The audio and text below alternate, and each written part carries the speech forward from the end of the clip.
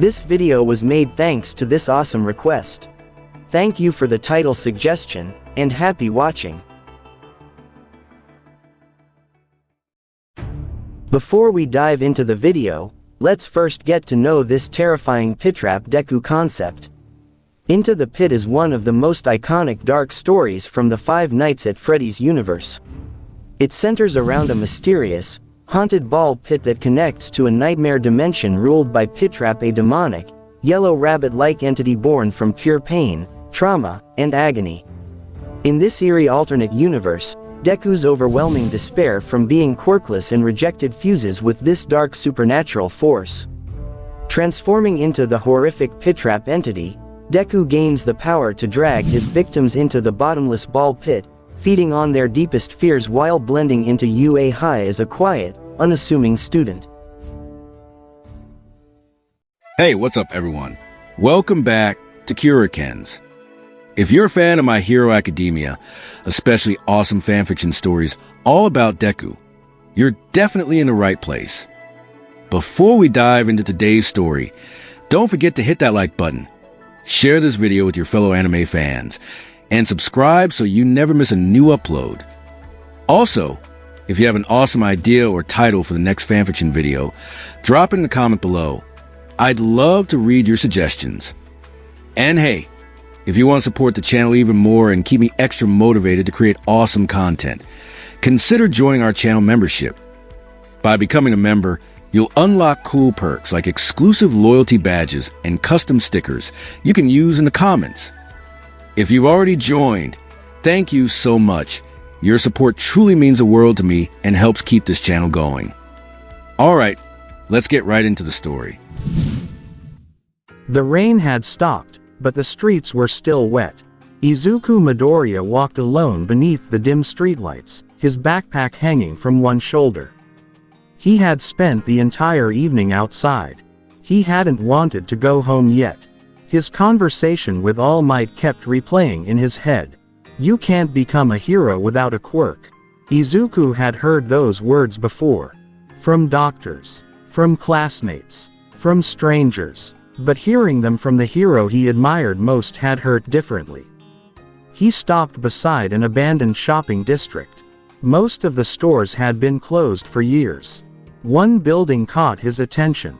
An old family arcade. The sign above the entrance was almost completely destroyed. Only a few letters remained. Izuku stared at it. This place is still here. He had passed it several times before, but never entered. Tonight, something felt different. The front door was slightly open. Izuku hesitated. Then his curiosity won. He pushed the door. Creak. The smell of dust and old carpet filled the building. Broken arcade machines lined the walls. Some still had faint lights blinking on their screens. Izuku walked deeper inside. Hello. No answer. He switched on his phone flashlight. The beam revealed faded posters, overturned chairs, and piles of debris. Then he heard something. A faint sound. Click, click, click. Izuku turned. Nothing. He walked toward the back of the arcade. There was a large ball pit surrounded by torn safety padding. The plastic balls had become faded with age. Some were cracked, others were covered in dust. Izuku crouched beside it. Why is this still here? He reached down. One of the balls moved. Izuku froze. The pit was completely still. Then another ball moved. This time, from much deeper inside. Izuku slowly stood. Danger wasn't something he could sense like a hero could. He was quirkless, but every instinct in his body told him to leave. He took one step backward. The arcade lights suddenly turned on. Flicker, flicker. Then every machine illuminated at once. Izuku jumped. What the? The ball pit moved. Not physically. The balls seemed to ripple like water. Izuku stared. Something was underneath them. He should have run. Instead, he leaned closer. A faint whisper came from below. Izuku. His eyes widened. Who's there? Silence. Then the whisper came again. Izuku. He recognized the voice. His own. Izuku stepped backward. The floor beneath his foot cracked. Crack. He lost his balance. Ah! He fell into the ball pit. The plastic balls swallowed him. He tried to climb out. His hands grabbed the edge. Then something pulled his ankle. Izuku's eyes widened. Wait. He was dragged downward. The balls disappeared around him. The arcade vanished. He fell through darkness. Izuku landed on a hard floor. He gasped. There was no pain. Just cold. He looked around. The arcade was gone. Instead, he stood inside a strange version of the same building. Everything looked older. The walls were stained. The lights flickered. Old music played somewhere in the distance. Izuku slowly stood. Where am I? A television suddenly turned on. Static filled the screen. Then an image appeared. A young Izuku sat in a doctor's office. He was crying. Another scene appeared. Izuku stood in a classroom. His classmates laughed. Another. A doctor shook his head. Another. All Might turned away from him. Izuku's breathing became heavier. Stop. The images continued. Stop. The screen went black. Silence filled the room. Then a distorted figure appeared behind him. Izuku turned. Nothing. He looked toward the television. The screen showed a tall rabbit standing behind him. Yellow-green fabric. Long ears. Dark stains covering its body. Two glowing eyes. Its mouth stretched into an unnatural grin. Izuku slowly turned around. Nothing was there. He looked back at the television. The rabbit was closer. Izuku's heart raced. What are you? The rabbit tilted its head. Then the screen went black. A voice whispered directly beside his ear. You. Izuku spun around. The rabbit was standing there. Its face was inches from his. Izuku stumbled backward. The creature didn't attack. It simply stared at him. Its glowing eyes reflected his own terrified expression. Then its voice changed. It sounded exactly like Izuku. They said you were nothing. Izuku clenched his fists. You're not real. The rabbit smiled wider. Neither am I. Black threads began spreading across its body. The creature reached toward Izuku. But instead of touching him, its hand passed through his chest. Izuku gasped. Something cold entered his body. Memories flooded through his mind. Every insult, every rejection, every moment he had felt powerless. The creature absorbed them. Its body became clearer, stronger. The rabbit slowly pulled its hand away. Izuku collapsed to one knee. The creature stood behind him. You gave me a name. Izuku looked up. I didn't. The rabbit's grin widened. Pitrap. The lights went out. Izuku opened his eyes. He was back inside the arcade. He was lying beside the ball pit. Rain tapped against the windows. The arcade machines were dark again. For several seconds, Izuku didn't move. Then he sat up. What happened? He looked at his hands. They were normal. His clothes were normal. Everything seemed normal. Izuku stood. He walked toward the exit. Then stopped. His reflection appeared in the glass door. For a moment, he saw himself. Green hair. Tired eyes. School uniform. Then the reflection smiled. Izuku wasn't smiling. His reflection's mouth stretched wider. Far too wide. Izuku stepped backward. The reflection returned to normal. He stared at it. Nothing happened. I'm imagining things. He turned and left the arcade. Behind him, the ball pit slowly moved. One plastic ball rolled across the floor. Then another. Deep beneath the pit, two yellow-green eyes opened. A distorted laugh echoed through the abandoned arcade. Hey! The sound faded into the darkness. And somewhere inside Izuku's mind, something was awake. Izuku barely slept that night. He sat at his desk with the curtains closed, staring at the notebook in front of him. Normally, he would have been writing. Hero analysis, quirk observations, combat possibilities, anything that could help him understand the world of heroes. Tonight, he couldn't concentrate. His hand kept trembling. He looked at his reflection in the dark window. Nothing strange. Just himself. It was a hallucination. He said it quietly. That's all. Something moved behind him. Izuku spun around. His bedroom was empty. His heart pounded. He slowly looked back toward the window. His reflection was still there. This time, it was smiling. Izuku froze. The reflection raised one hand.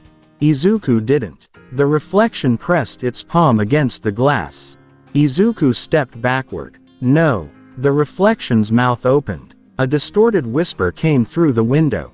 You remember. Izuku's breathing became uneven. The room suddenly became colder. Then the reflection changed. His face disappeared. Green-yellow fabric appeared across the reflection's body. Long ears rose from its head. Black eyes stared back at him. The rabbit stood where his reflection should have been. Izuku couldn't move. What do you want? The rabbit tilted its head. What you wanted? Izuku shook his head. I don't understand. The creature smiled. Power. The lights went out. Izuku woke up on the floor. Morning sunlight entered through the curtains. He sat up quickly. Everything looked normal. His notebook was still on the desk. His clothes were still beside the bed.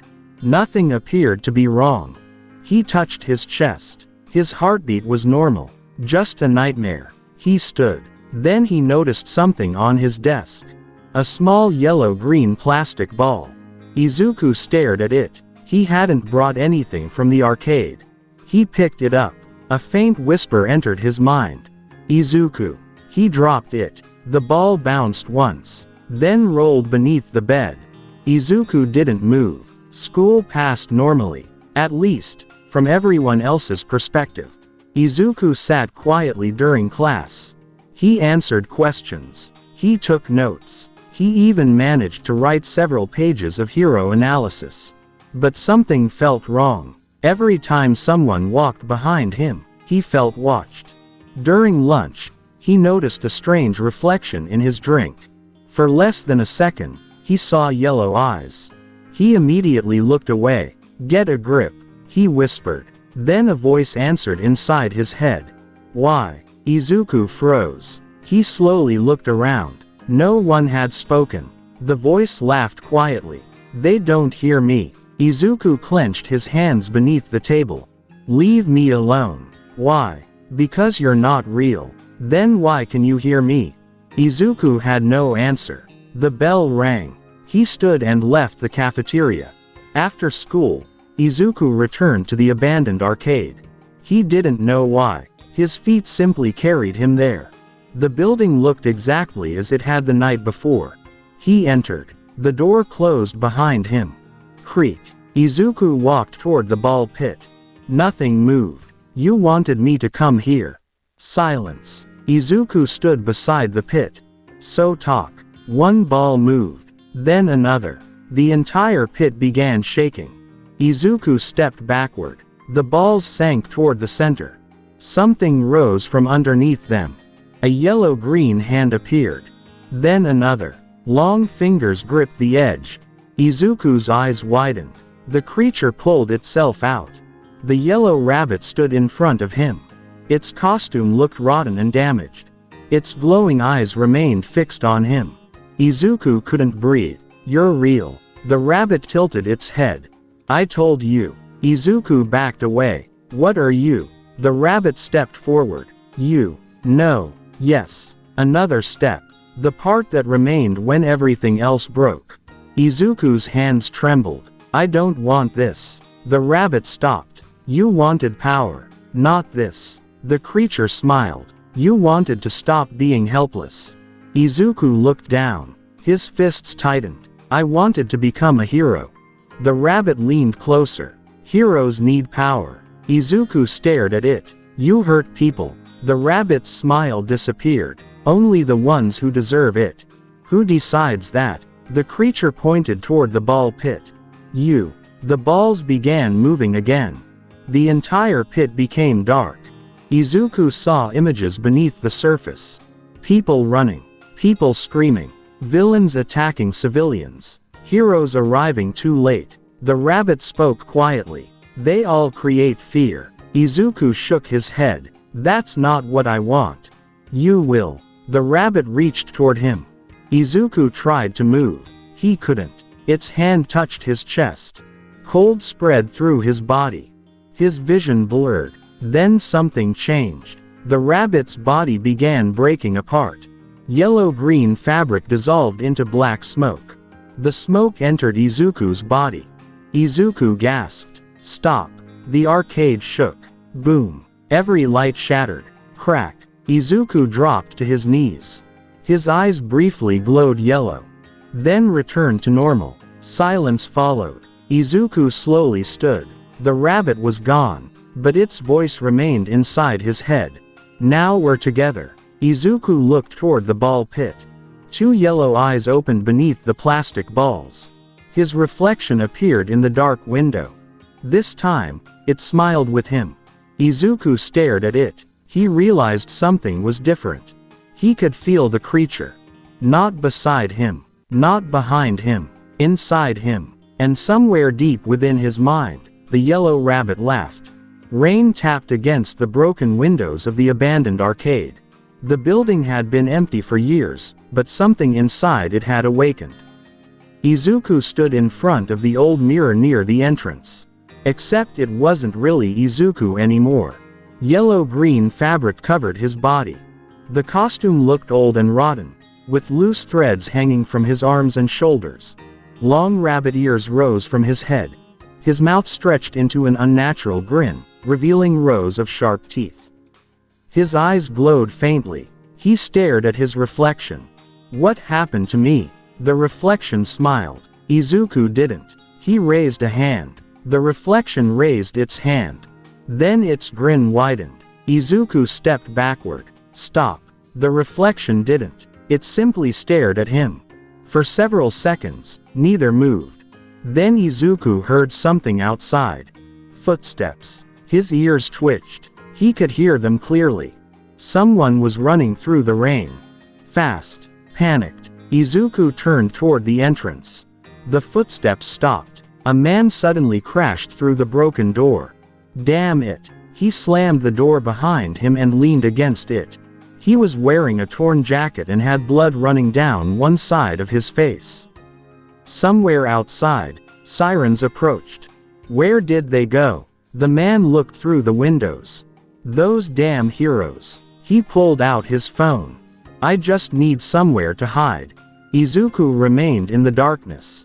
The man didn't see him. He walked deeper into the arcade. This place is perfect. He looked around. Nobody comes here. Izuku watched him silently. Something inside his chest began to ache. Not hunger. Something colder. The man's fear filled the room. Izuku could almost see it. A dark mist surrounding him. His heartbeat became louder. Thump, thump, thump. Izuku's fingers twitched. The monster inside him whispered. Fear. Izuku clenched his teeth. No. Pain. Stop. Agony. Izuku covered his ears. I said stop. The voice continued. He has plenty. Izuku looked at the man. The criminal was breathing heavily. He was terrified of being caught. Terrified of the heroes outside. Terrified of dying. And Izuku could feel all of it. The sensation was intoxicating. The man suddenly noticed him. Who the hell are you? Izuku froze. For a moment, he almost answered. Then the monster inside him smiled. The criminal took one step backward. You're not a kid. Izuku's head tilted. The man's expression changed. What are you? Izuku took one step forward. Tap. The man stepped back. Stay away from me. Izuku took another step. Tap. I said stay away. The man pulled out a knife. Izuku stared at the weapon. He wasn't afraid. The knife trembled in the man's hand. Izuku's ears twitched. Put it down. His voice sounded wrong. Deeper. Distorted. The man raised the knife. Don't come any closer. Izuku smiled. The criminal's face went pale. What are you smiling about? Izuku looked at the ball pit behind him. Then back at the man. You should be afraid. The lights went out. The man screamed. Where are you? His footsteps echoed across the arcade. Show yourself. Nothing answered. He turned around. The emergency lights flickered. For a brief moment, he saw Izuku standing at the end of the hallway. Then the lights went out again. No. The man ran. He reached the arcade entrance. The door was gone. He stopped. What? The wall where the entrance had been was now covered with old wallpaper. He slammed his hands against it. No, no, no. A child's laughter echoed behind him. The man slowly turned. The ball pit was no longer in the same place. It was directly behind him. The colorful plastic balls moved by themselves. One rolled across the floor. Click. Another followed. Click. The man backed away. This isn't real. A hand suddenly emerged from the balls. He screamed. The yellow rabbit rose slowly from the pit. Pit Trap stared at him. You ran from the heroes. The man stumbled backward. What do you want? Pit Trap's grin widened. Nothing. Its head tilted. The pit wants something. The man turned and ran. Pit Trap disappeared. The man suddenly felt something grab his ankle. He looked down. Black fingers were wrapped around his leg. Help. He tried to pull away. The balls beneath him opened like water. He fell. Splash. The man landed inside a dark version of the arcade. The walls were covered with old stains. The lights flickered. The room was empty. Hello. His voice echoed. Then he heard footsteps. Tap, tap, tap. He turned. Nothing. He ran down the corridor. Every door led to another memory. He opened one. He saw himself stealing from a store. Another. He saw himself attacking someone. Another. He saw the hero who had nearly caught him. The memories kept changing. He tried to escape, but every path led back to the ball pit. Let me out. Pit Trap appeared at the end of the hallway. You don't want to leave. The man shook his head. Yes, I do. Then why are you still running?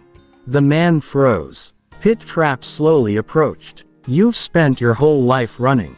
The man backed away. From heroes. From the law. From your mistakes. Pit Trap's eyes glowed brighter. And now you're running from yourself. The man screamed and charged.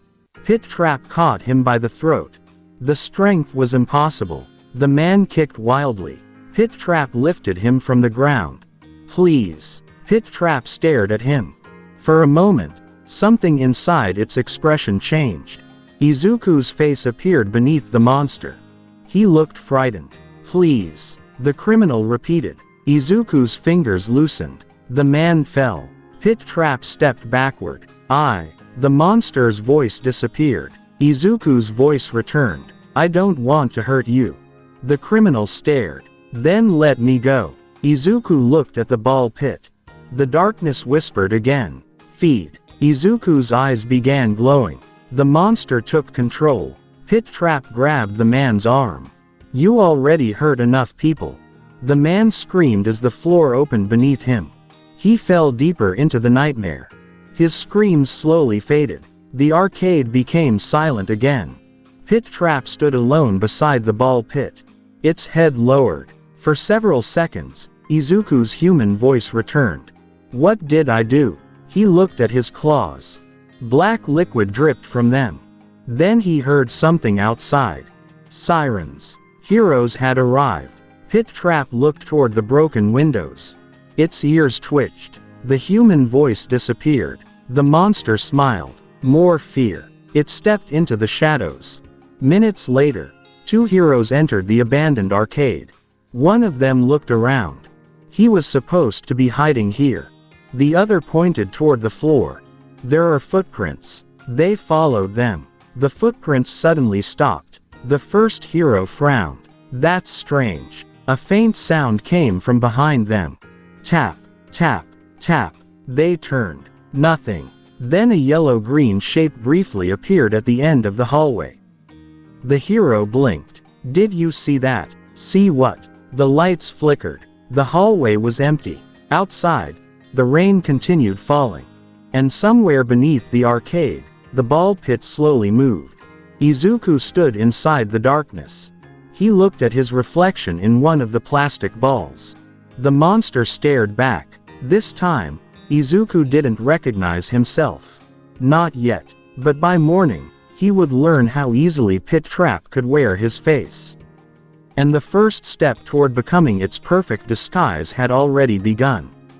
The next morning, Izuku stood in front of the bathroom mirror.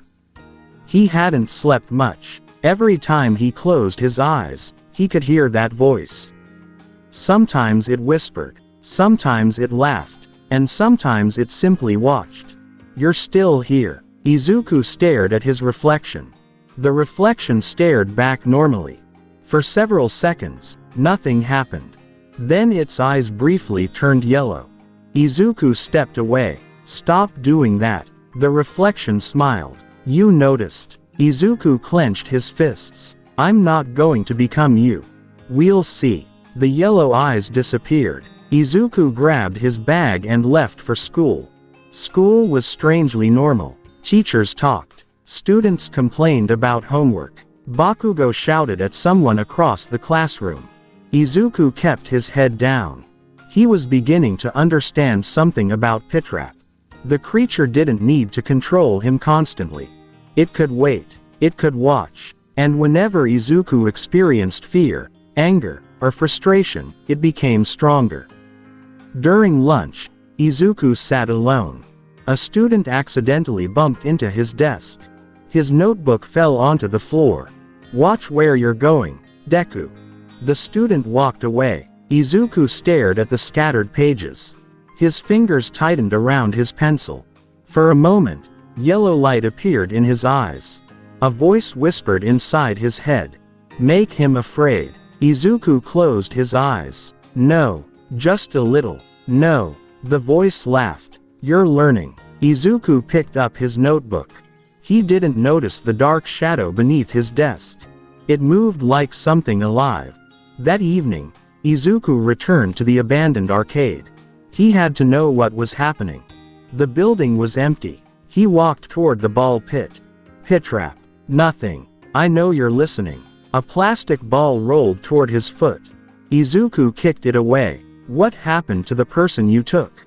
The ball pit became completely still. Then the voice answered. "He is still dreaming." Izuku's expression hardened. "Let him go." "Why?" "Because this isn't right." The rabbit's voice became quieter. "He was afraid. That doesn't make it okay. Fear is what keeps us alive." Izuku stared at the pit. "You're feeding on it." A low laugh echoed through the arcade. "Yes." The balls suddenly shifted. The yellow rabbit rose from the center. This time, it didn't look completely solid. Parts of its body flickered between a rotten rabbit costume and a dark human silhouette. Izuku took a step backward.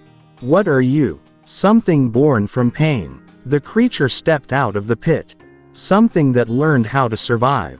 Izuku watched carefully. The creature wasn't attacking. Instead, it pointed toward a broken arcade machine.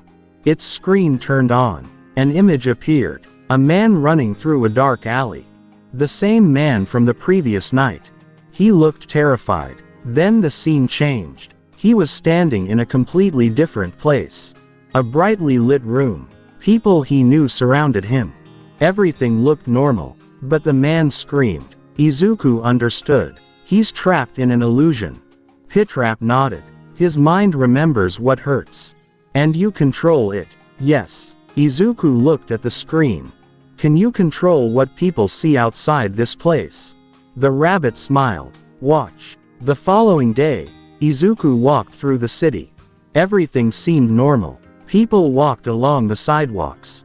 Cars passed through intersections. Heroes patrolled the streets. Then a woman suddenly screamed. Help!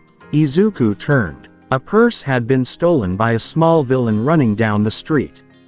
A pro-hero chased after him. Izuku's eyes narrowed. Danger wasn't what caught his attention. Something else did. The villain looked back. His expression suddenly changed. He stopped running. He was staring directly at Izuku. What? The villain's face went pale. No. Izuku froze. The villain stumbled backward. Stay away from me. The hero caught him. What are you talking about? The villain pointed at Izuku with shaking hands. That thing. Izuku looked around. Nobody else seemed to see anything. The hero looked at Izuku. Then back at the villain. What thing? The villain's breathing became faster. The rabbit. Izuku's stomach dropped. He looked at a shop window. His reflection stood there. Except it wasn't Izuku. The yellow rabbit was standing in his place. Its glowing eyes stared directly at the villain. Its grin widened. Izuku looked away. When he looked back, his reflection was normal. The villain continued screaming. The hero restrained him and called for backup. Izuku quietly walked away. Once he reached an empty alley, he stopped. You did that. The voice answered immediately. Yes. Why? Because he could see me. Izuku stared at his hands. Why can he see you? Because he was afraid. Izuku's eyes widened. That was the answer. Pitrap could decide who saw the monster. To everyone else, Izuku could remain completely normal. But to someone consumed by fear, he was something else. That night, Izuku stood before his mirror again. His reflection looked normal. Then the yellow rabbit slowly appeared behind him. Izuku didn't turn around. So that's your ability. The reflection smiled. One of them. Izuku's eyes narrowed. How many do you have? Enough. The rabbit placed its hands on Izuku's shoulders in the reflection. You can walk among them. Izuku looked at the reflection. As long as nobody knows. Exactly. The reflection changed. The yellow rabbit disappeared. Izuku's normal appearance returned. Then another reflection appeared. A terrified person saw the rabbit. Another saw a monster. Another saw someone they trusted. Each reflection showed something different. Izuku slowly understood. Pitrap wasn't simply hiding. It was manipulating perception. And Izuku could use that. He hated the idea, but part of him couldn't deny how useful it could be. The voice whispered. You wanted to become someone who could never be ignored. Izuku stared at the mirror. I wanted to become a hero. Then become one. The reflection smiled. Just let me decide what they see. Izuku turned away from the mirror. He didn't answer. Behind him, the yellow rabbit continued smiling. And for the first time, Izuku realized that hiding Pitrap might be far more dangerous than revealing it. The morning of the UA entrance exam arrived with clear skies. Izuku stood outside the massive gates with hundreds of other applicants. He looked at the building ahead. UA High School. The place he had once dreamed about from a distance. Now he was actually standing there. His hands tightened around the straps of his backpack. This is it. Inside his mind, a quiet laugh answered. Finally. Izuku frowned. Don't start. Why not? Because I'm here to become a hero. The voice remained silent for several seconds. Then it whispered. Of course. Izuku didn't like the way it said that. The applicants entered the testing area. A giant replica city stretched across several blocks.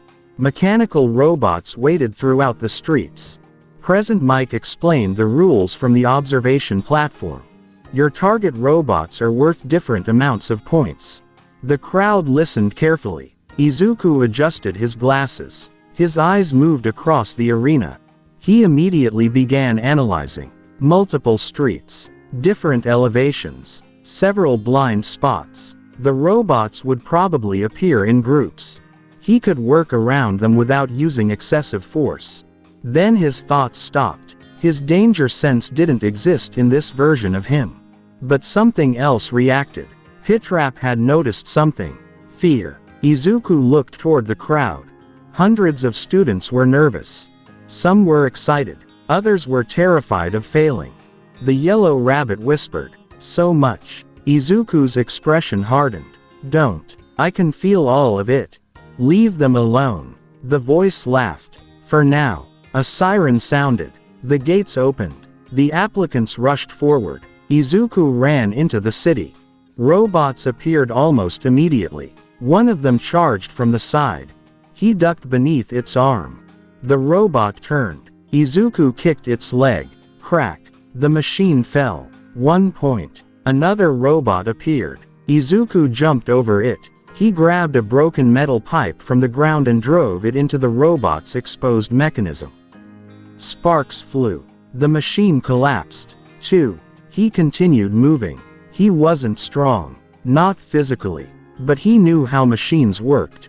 Every robot had predictable movements. Every attack had a pattern. He avoided unnecessary fights and focused on damaged targets. Then something changed. The yellow rabbit appeared in his peripheral vision.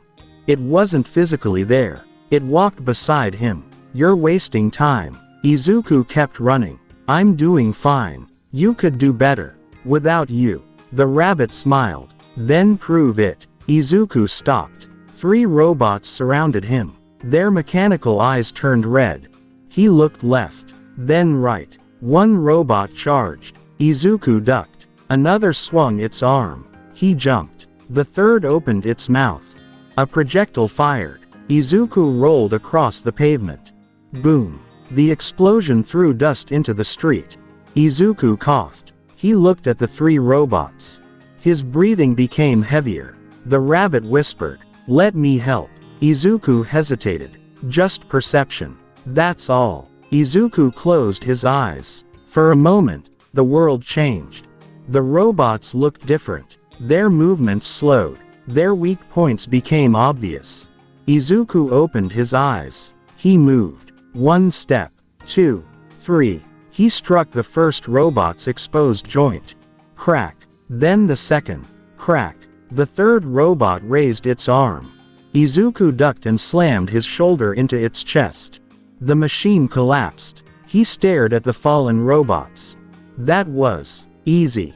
Izuku ignored the voice. A sudden scream echoed across the arena. Izuku looked up. The 0-pointer emerged between the buildings. Students scattered. The giant robot destroyed everything in its path. Izuku watched it carefully. That's not worth any points. No. The rabbit smiled. But look at them. Izuku saw a girl trapped beneath fallen rubble. He immediately ran. He reached her. "Are you okay?" She looked at him. "My leg." Izuku lifted the debris. It was too heavy. His muscles strained. The rabbit whispered, "You could leave." Izuku gritted his teeth. "No. You'll hurt yourself." "I don't care." He pushed harder. The debris moved. Izuku pulled the girl free. "Can you stand?" She nodded. "I think so." "Then run." The 0-pointer approached. Boom. The ground shook. Izuku looked at it. The rabbit appeared behind the giant machine. Now, Izuku's eyes narrowed. He grabbed a nearby piece of metal. He wasn't strong enough to destroy it. Not yet. But Pitrap could do something else. The 0-pointer suddenly stopped. Its mechanical head turned toward Izuku. Its sensors malfunctioned. For a second, the machine's vision flickered. The robot saw something impossible. A giant yellow rabbit standing behind Izuku. Its glowing eyes stared directly into the machine's camera. The robot's targeting system went haywire. It fired in the wrong direction. Boom. The explosion struck another part of the arena. Izuku stared. "You can affect machines. I can affect what they perceive." Izuku smiled faintly. Then his expression changed. He didn't like how easily Pitrap had done it. The exam ended. Students gathered outside the testing area. Izuku stood among them. He had earned several villain points. But he didn't know how many. The girl he had rescued approached him. "Midoriya." Izuku turned. "Yeah, thank you." He smiled awkwardly. "You're welcome." She walked away. Izuku looked toward the UA building. For the first time, he felt that becoming a hero might actually be possible.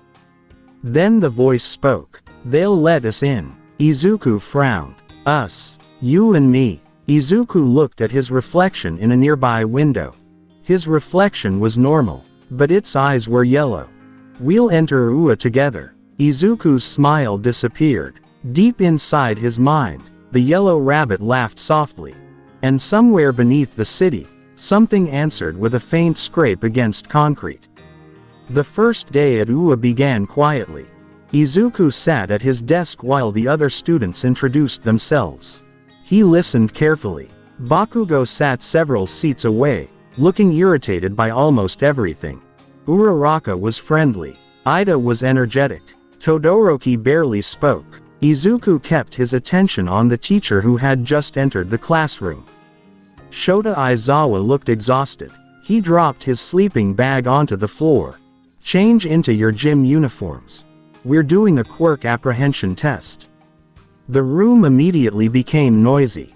Izuku followed the others toward the changing area. Inside his mind, Pitrap was unusually quiet. Izuku noticed. You're silent. I'm watching. Watching what? Your teacher. Izuku frowned. Why? He's watching me. Izuku stopped for a moment. Then he continued walking. He can't see you. Perhaps. The class gathered outside. Aizawa explained the exercises. Throwing distance. Sprints. Grip strength. Jumping. Endurance. The students quickly became competitive. Izuku stood at the back of the group. Aizawa looked directly at him. Midoriya. Izuku straightened. Yes. You're quirkless, correct? The entire class became quiet. Izuku hesitated. Yes. Aizawa's eyes narrowed. Then how did you get into UA? Izuku didn't answer immediately. I did well on the entrance exam. Aizawa stared at him. Something about Izuku bothered him. He couldn't explain what. There was no obvious quirk.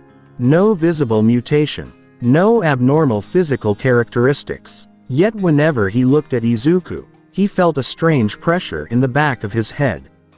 Not fear. Not exactly. It was closer to the instinctive reaction a person had when standing near a predator. Aizawa quietly activated his quirk. Izuku's body remained unchanged. Aizawa's expression tightened. Nothing. Izuku blinked. Nothing.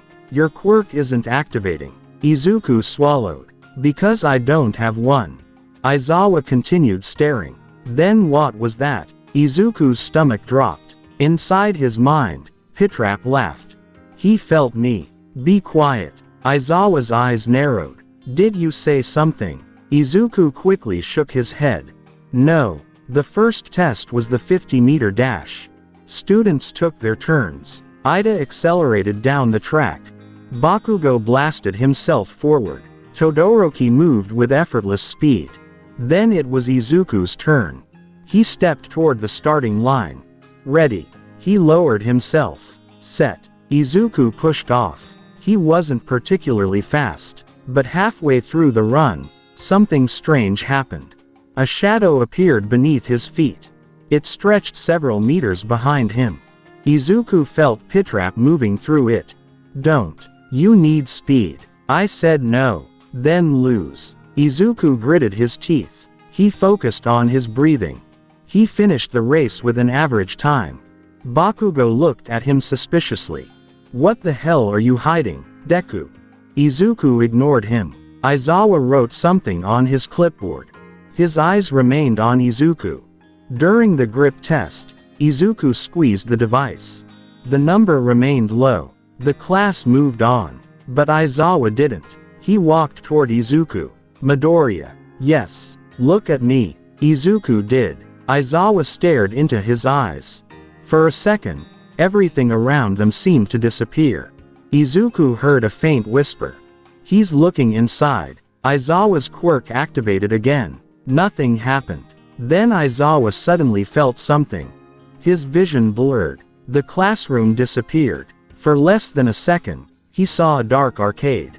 A ball pit. And two glowing yellow eyes staring from beneath the plastic balls. Aizawa immediately released his quirk.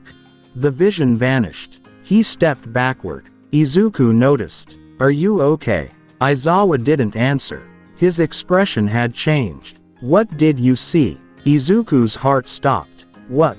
Inside your quirk. Izuku remained silent. Aizawa's eyes narrowed. You know something. Inside Izuku's head, Pitrap whispered. He's afraid. Stop. I can make him see more. Don't. Aizawa suddenly saw the yellow rabbit standing behind Izuku. Its rotten ears rose above his head.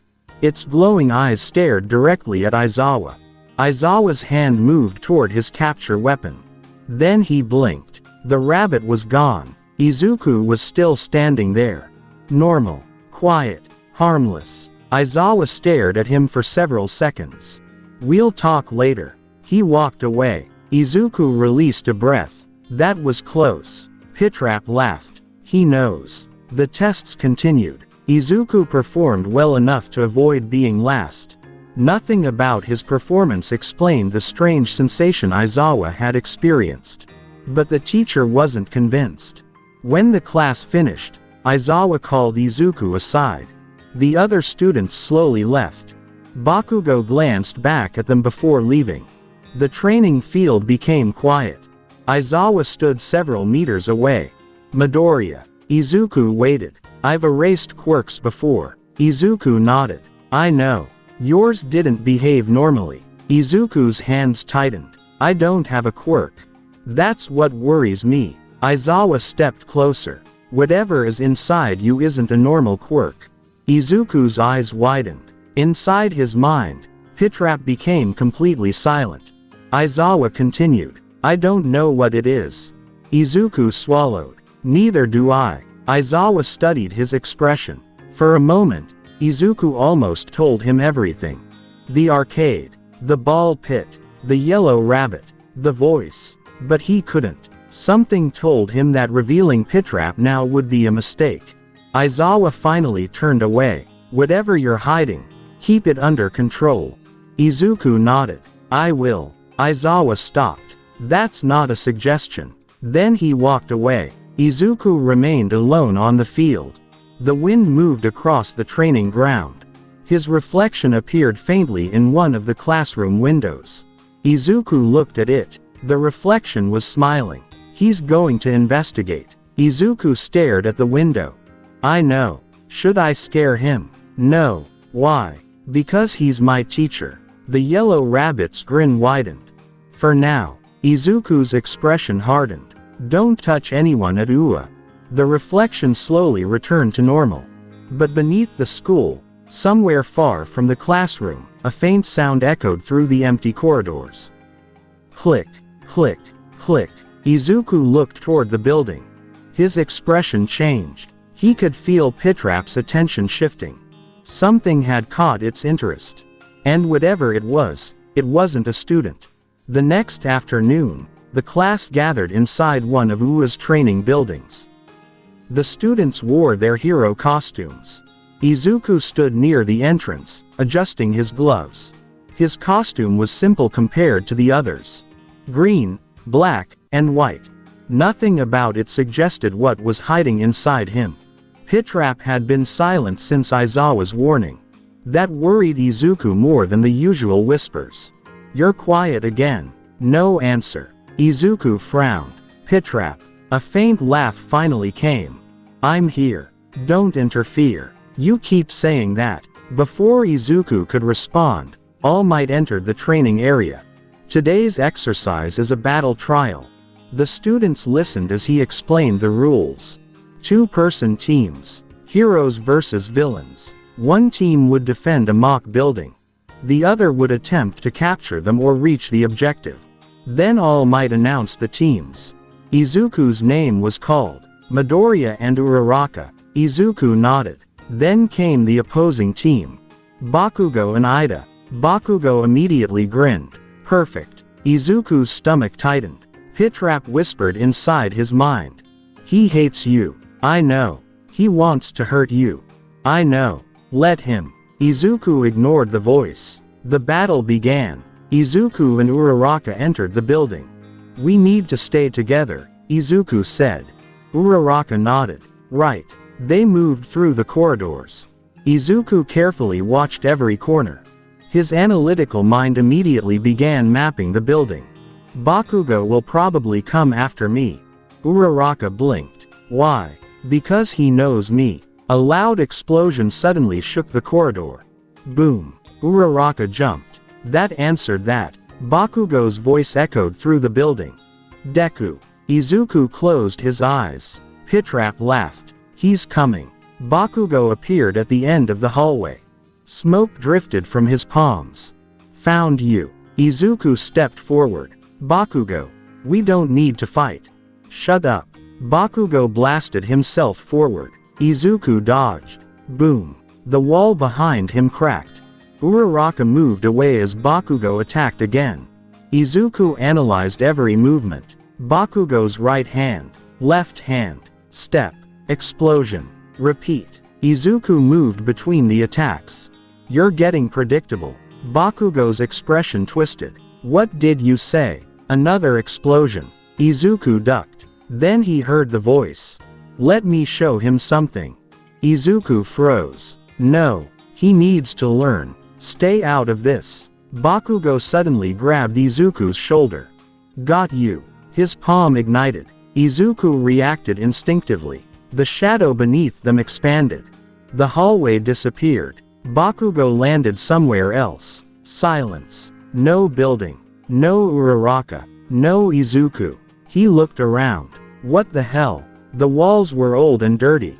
Flickering lights hung from the ceiling. A faint children's song played in the distance. Bakugo's fists clenched. Deku. No answer. He walked forward. A plastic ball rolled across the floor. Then another. Bakugo stopped. What is this? A ball pit appeared at the end of the hallway. Its surface slowly moved. Something was underneath. Bakugo raised his hands. Come out. A shadow emerged. Then Izuku appeared. Or something that looked like him. Bakugo narrowed his eyes. Deku. Izuku smiled. Too widely. You've always been afraid of me. Bakugo's expression hardened. Shut up.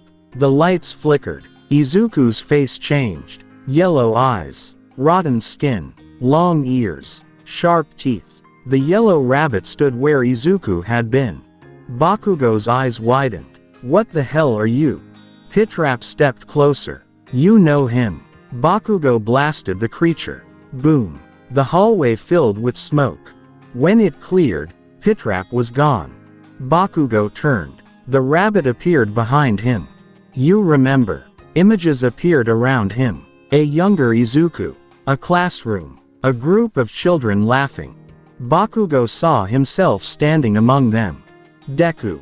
He fired another explosion. The images disappeared. Pitrap laughed. You called him useless. Bakugo's expression tightened. Shut up.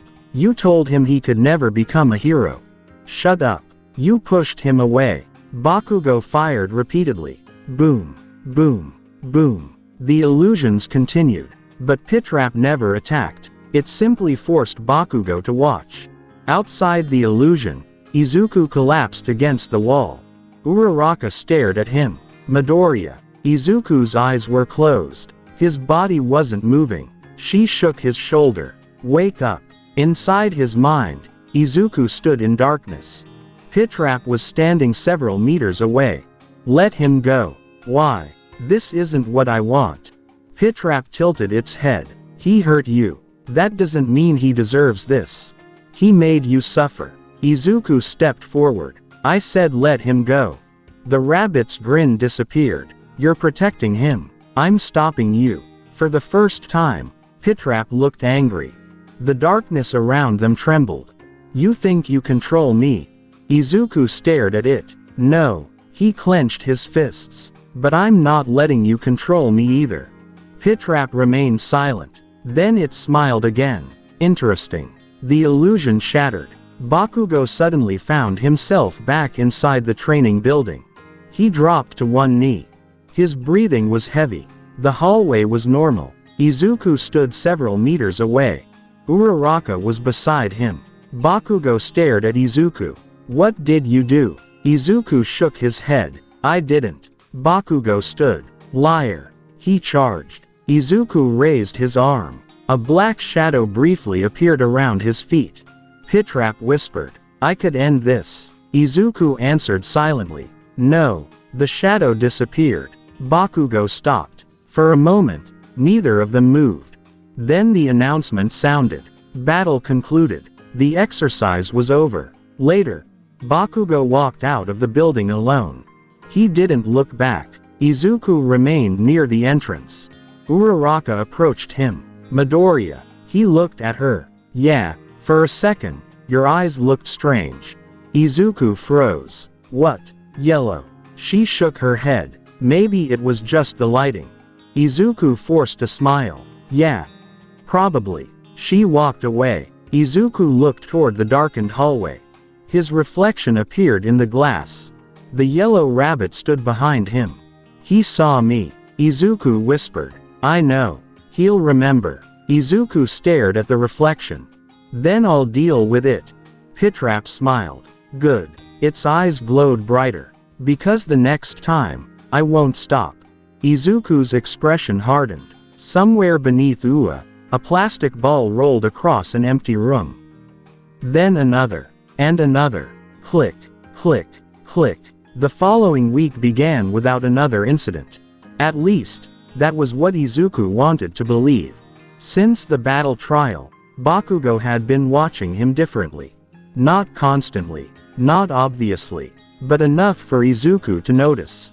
Whenever their eyes met, Bakugo seemed to be trying to remember something. Something from the illusion. Izuku kept his distance. Inside his mind, Pitrap remained unusually quiet.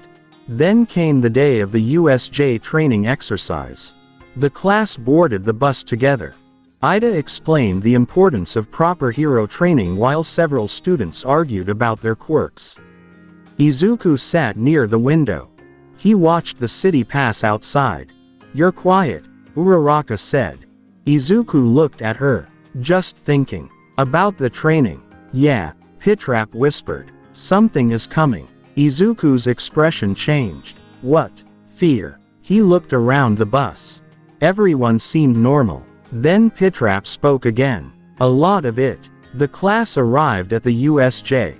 The massive facility contained several disaster zones designed for rescue training.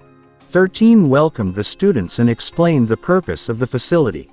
Izuku listened carefully. Then he felt it. A strange pressure. Not from the students. Not from the teachers. Something was wrong. His fingers tightened around his gloves. Pitrap. They're here. Izuku looked toward the entrance. A dark mist suddenly appeared. Then more. Dozens of figures emerged from the distortion. The students froze. 13 immediately moved forward. Everyone stay behind me. The strangers continued appearing. Then a man with pale skin and a hand covering his face stepped through the portal. Tamura Shigaraki. His head tilted. All Might isn't here. He sounded disappointed. Then his eyes moved toward the students. But this will do. The villains attacked. The students were scattered across the facility. Izuku fell into the shipwreck zone with Tsuyu and Mineta. Water surrounded them. Villains appeared on the deck. Izuku prepared to fight. Then Pitrap spoke. Don't. Izuku blinked. What? Wait. A villain jumped toward them. Izuku dodged. Tsuyu grabbed Mineta. Midoriya. We should move. Izuku nodded. They escaped across the ship. But something strange followed them. The shadows beneath the deck began moving. Izuku stopped. Stay behind me. Tsuyu looked at him. What are you doing? Izuku didn't answer. The shadows expanded. A small black opening appeared beneath his feet. Then disappeared. Izuku's eyes widened. Not here. Pitrap laughed quietly. The fear is everywhere. Across the facility, other students fought desperately. Villains were being knocked aside by quirk attacks. But the numbers kept increasing. Izuku could feel something growing. Fear, panic, anger. All of it seemed to feed Pitrap. Stop. Why? They're scared enough. That's why they're delicious. Izuku clenched his teeth. I'm not letting you hurt them. You can't stop me forever. A villain suddenly appeared behind Izuku. He swung a weapon. Izuku ducked. Tsuyu kicked the villain away. Thanks. You're welcome. More villains surrounded them. Izuku looked around. There were too many. His breathing became heavier. Then the lights went out. Darkness covered the ship. The villains stopped. What happened? A faint sound came from below. Click, click, click. One of the villains looked down. A plastic ball rolled across the metal floor. What the? Another ball appeared. Then another. The ship deck began filling with them. Izuku stared. Pitrap. A low laugh echoed through the darkness. My turn. The balls suddenly disappeared. A black opening spread across the floor. The villains screamed as shadows wrapped around their legs. Izuku stepped backward. Don't take the students. I won't. Promise me. Pitrap's voice became amused. I said I won't. The shadows pulled the villains downward. One after another, they vanished. Not injured. Not killed. Simply gone. The ship became silent. Tsuyu stared at Izuku. Midoriya. Izuku looked at her. What? Did you do that? Izuku couldn't answer. Inside the hidden dimension, the villains found themselves standing in an abandoned arcade. The same arcade Izuku had discovered. One villain looked around. Where are we? Another tried to use his quirk. Nothing happened. A plastic ball rolled toward them. Then the yellow rabbit appeared at the end of the corridor. Its eyes glowed. Its grin widened. The villains backed away. What are you? Pitrap tilted its head. The thing you should have been afraid of. The lights flickered. The villains ran. Pitrap followed. Not rushing. Not attacking. Simply walking behind them. Every step echoed through the empty arcade. Click, click, click.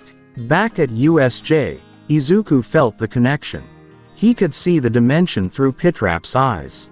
He saw the terrified villains running through endless corridors.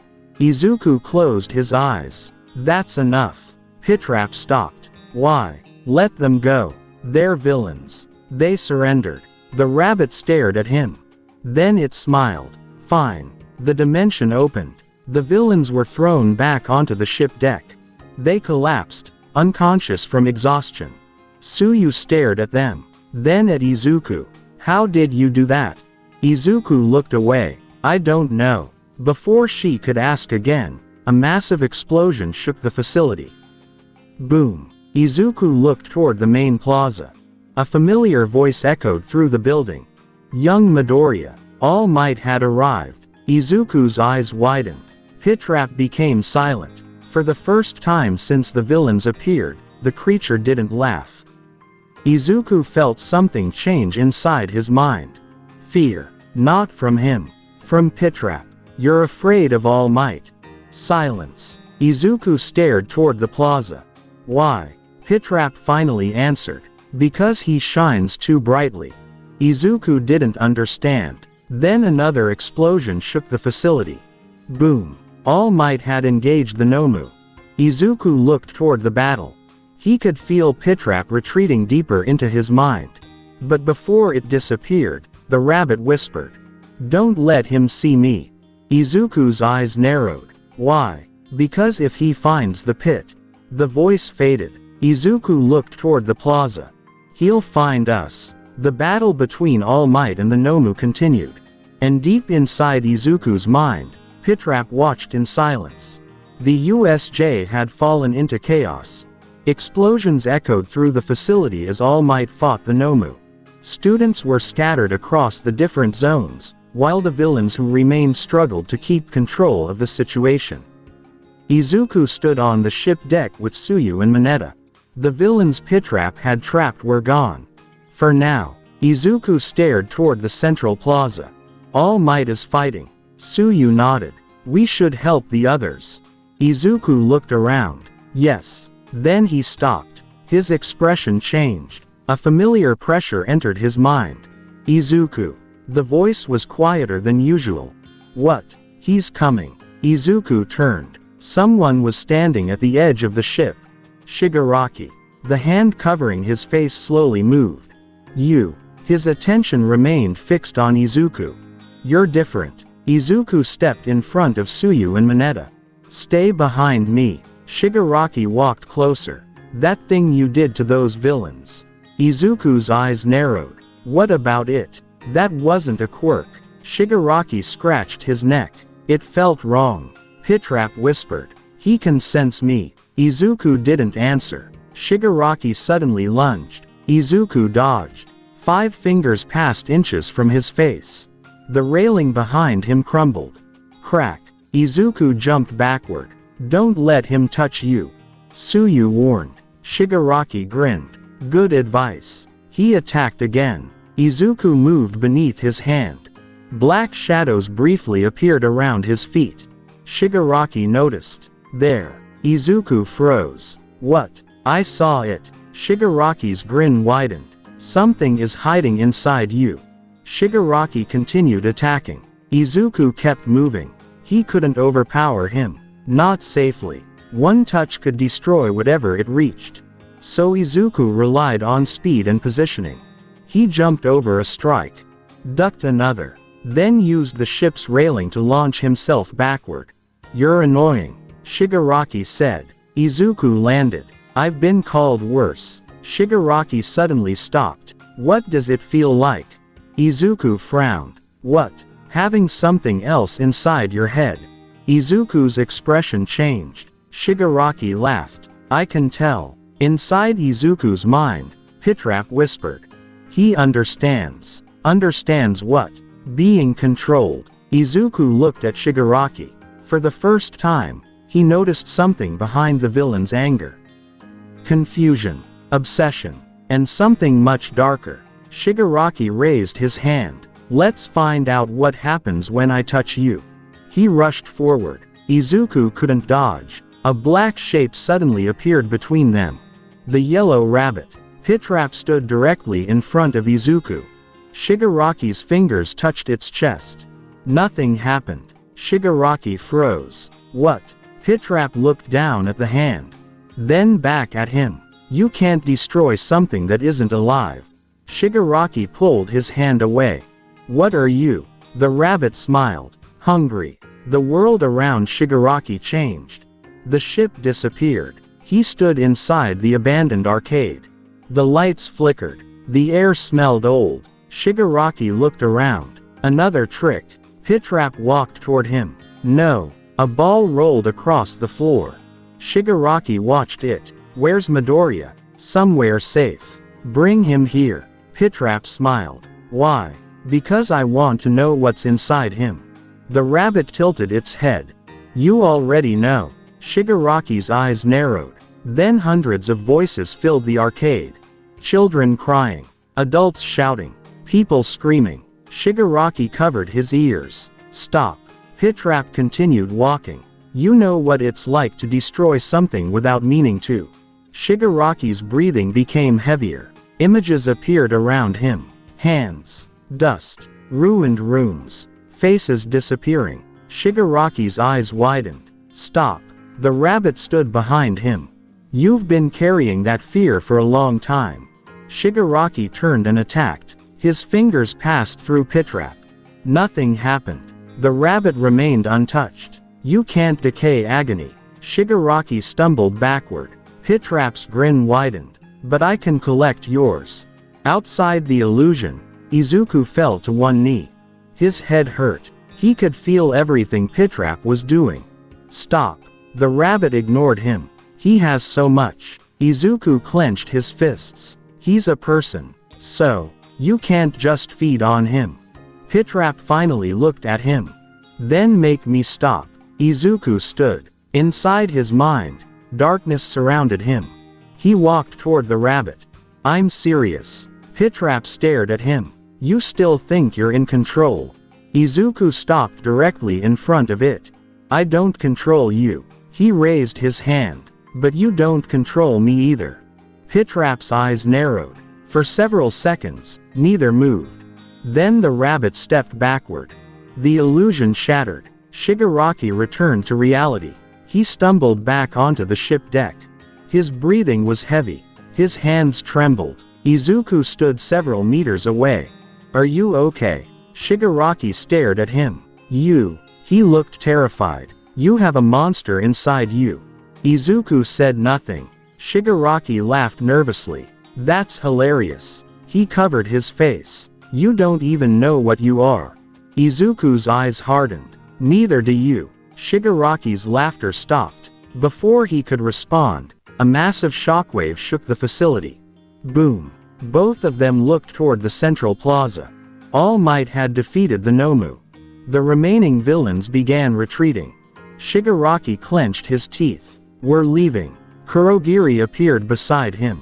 The warp gate opened. Shigaraki looked at Izuku one final time. "We'll meet again." Then he disappeared. The students regrouped after the villains escaped. Izuku stood quietly among them. Aizawa approached. "Midoriya." Izuku looked up. "Yes." Aizawa stared at him. "What happened between you and Shigaraki?" Izuku hesitated. "He attacked me. And something happened." Aizawa waited. Izuku lowered his voice. "I don't know how to explain it." Aizawa's eyes narrowed. Before he could continue, All Might approached. "Young Midoriya." Izuku looked at him. All Might's expression was serious. "There is something I need to ask you." Izuku swallowed. "What?" All Might looked directly into his eyes. "What exactly is inside you?" Izuku couldn't answer. Inside his mind, Pitrap was completely silent. Then its yellow eyes appeared in the darkness. And for the first time, Izuku realized something. Pitrap wasn't afraid of Shigaraki. It wasn't afraid of the villains. It was afraid of being discovered. And All Might was getting dangerously close. The morning after the USJ incident was unusually quiet. Izuku sat at his desk while Aizawa stood at the front of the classroom. The teacher looked exhausted. "More than usual. The school is increasing security," Aizawa said. "None of you are to leave campus without permission." The students listened. Some looked nervous. Others were angry. Izuku remained silent. Inside his mind, Pitrap hadn't spoken since All Might questioned him. That silence bothered him. "Are you there?" "Nothing." Izuku looked toward the window. "Pitrap." A faint whisper finally answered. "They're looking." Izuku's expression tightened. "Who?" "Everyone." The rumors began spreading that afternoon. Several villain websites reported strange stories about the USJ attack. Some villains claimed that an unknown creature had appeared during the invasion. Others described a yellow-green rabbit. Some said it had attacked villains. Others claimed it had dragged them into the ground. The descriptions were inconsistent, but one detail appeared repeatedly.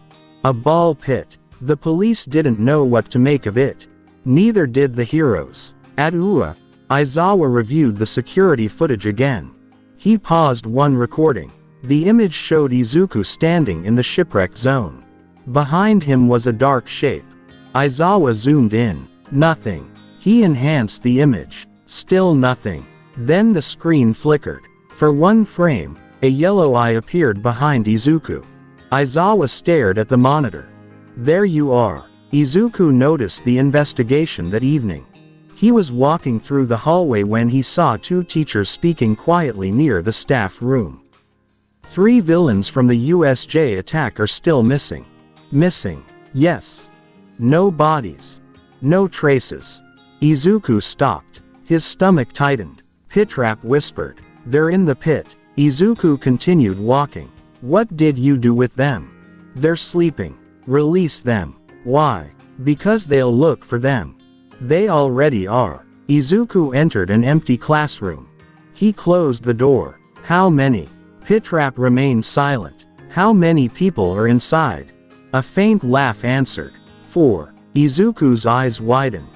4. 3 villains. A pause. And one other. Izuku froze. "Who?" The answer came quietly. "A student." Izuku's blood ran cold. "What?" Izuku ran through the school. He checked classrooms, hallways, training areas. Nothing. Then he saw an empty desk. One of the students hadn't returned from lunch. The name on the desk made his stomach drop. Izuku immediately ran toward the security office. Aizawa was already there. "Midoriya, one of the students is missing." Aizawa's expression changed. "Who?" Izuku told him. Aizawa immediately checked the cameras. The student had been seen entering one of the older training corridors. Then the footage stopped. "We'll search the area." Izuku nodded. But he already knew where to look. The old training corridor was empty. Izuku walked slowly. Aizawa followed behind him. "You seem unusually confident." Izuku didn't answer. He stopped beside an old storage room. There was a faint sound inside. Click, click, click. Aizawa looked at the door. "What is that?" Izuku stared at the floor. A single plastic ball rolled out from beneath the door. Aizawa's eyes narrowed. "Midoriya." Izuku stepped forward. "Don't open it." Aizawa looked at him. "Why?" "Because there's something inside." "I know." Aizawa reached for the door. The moment his hand touched the handle, the hallway changed. The walls stretched. The lights flickered. The floor became covered in colorful plastic balls. Aizawa immediately activated his quirk.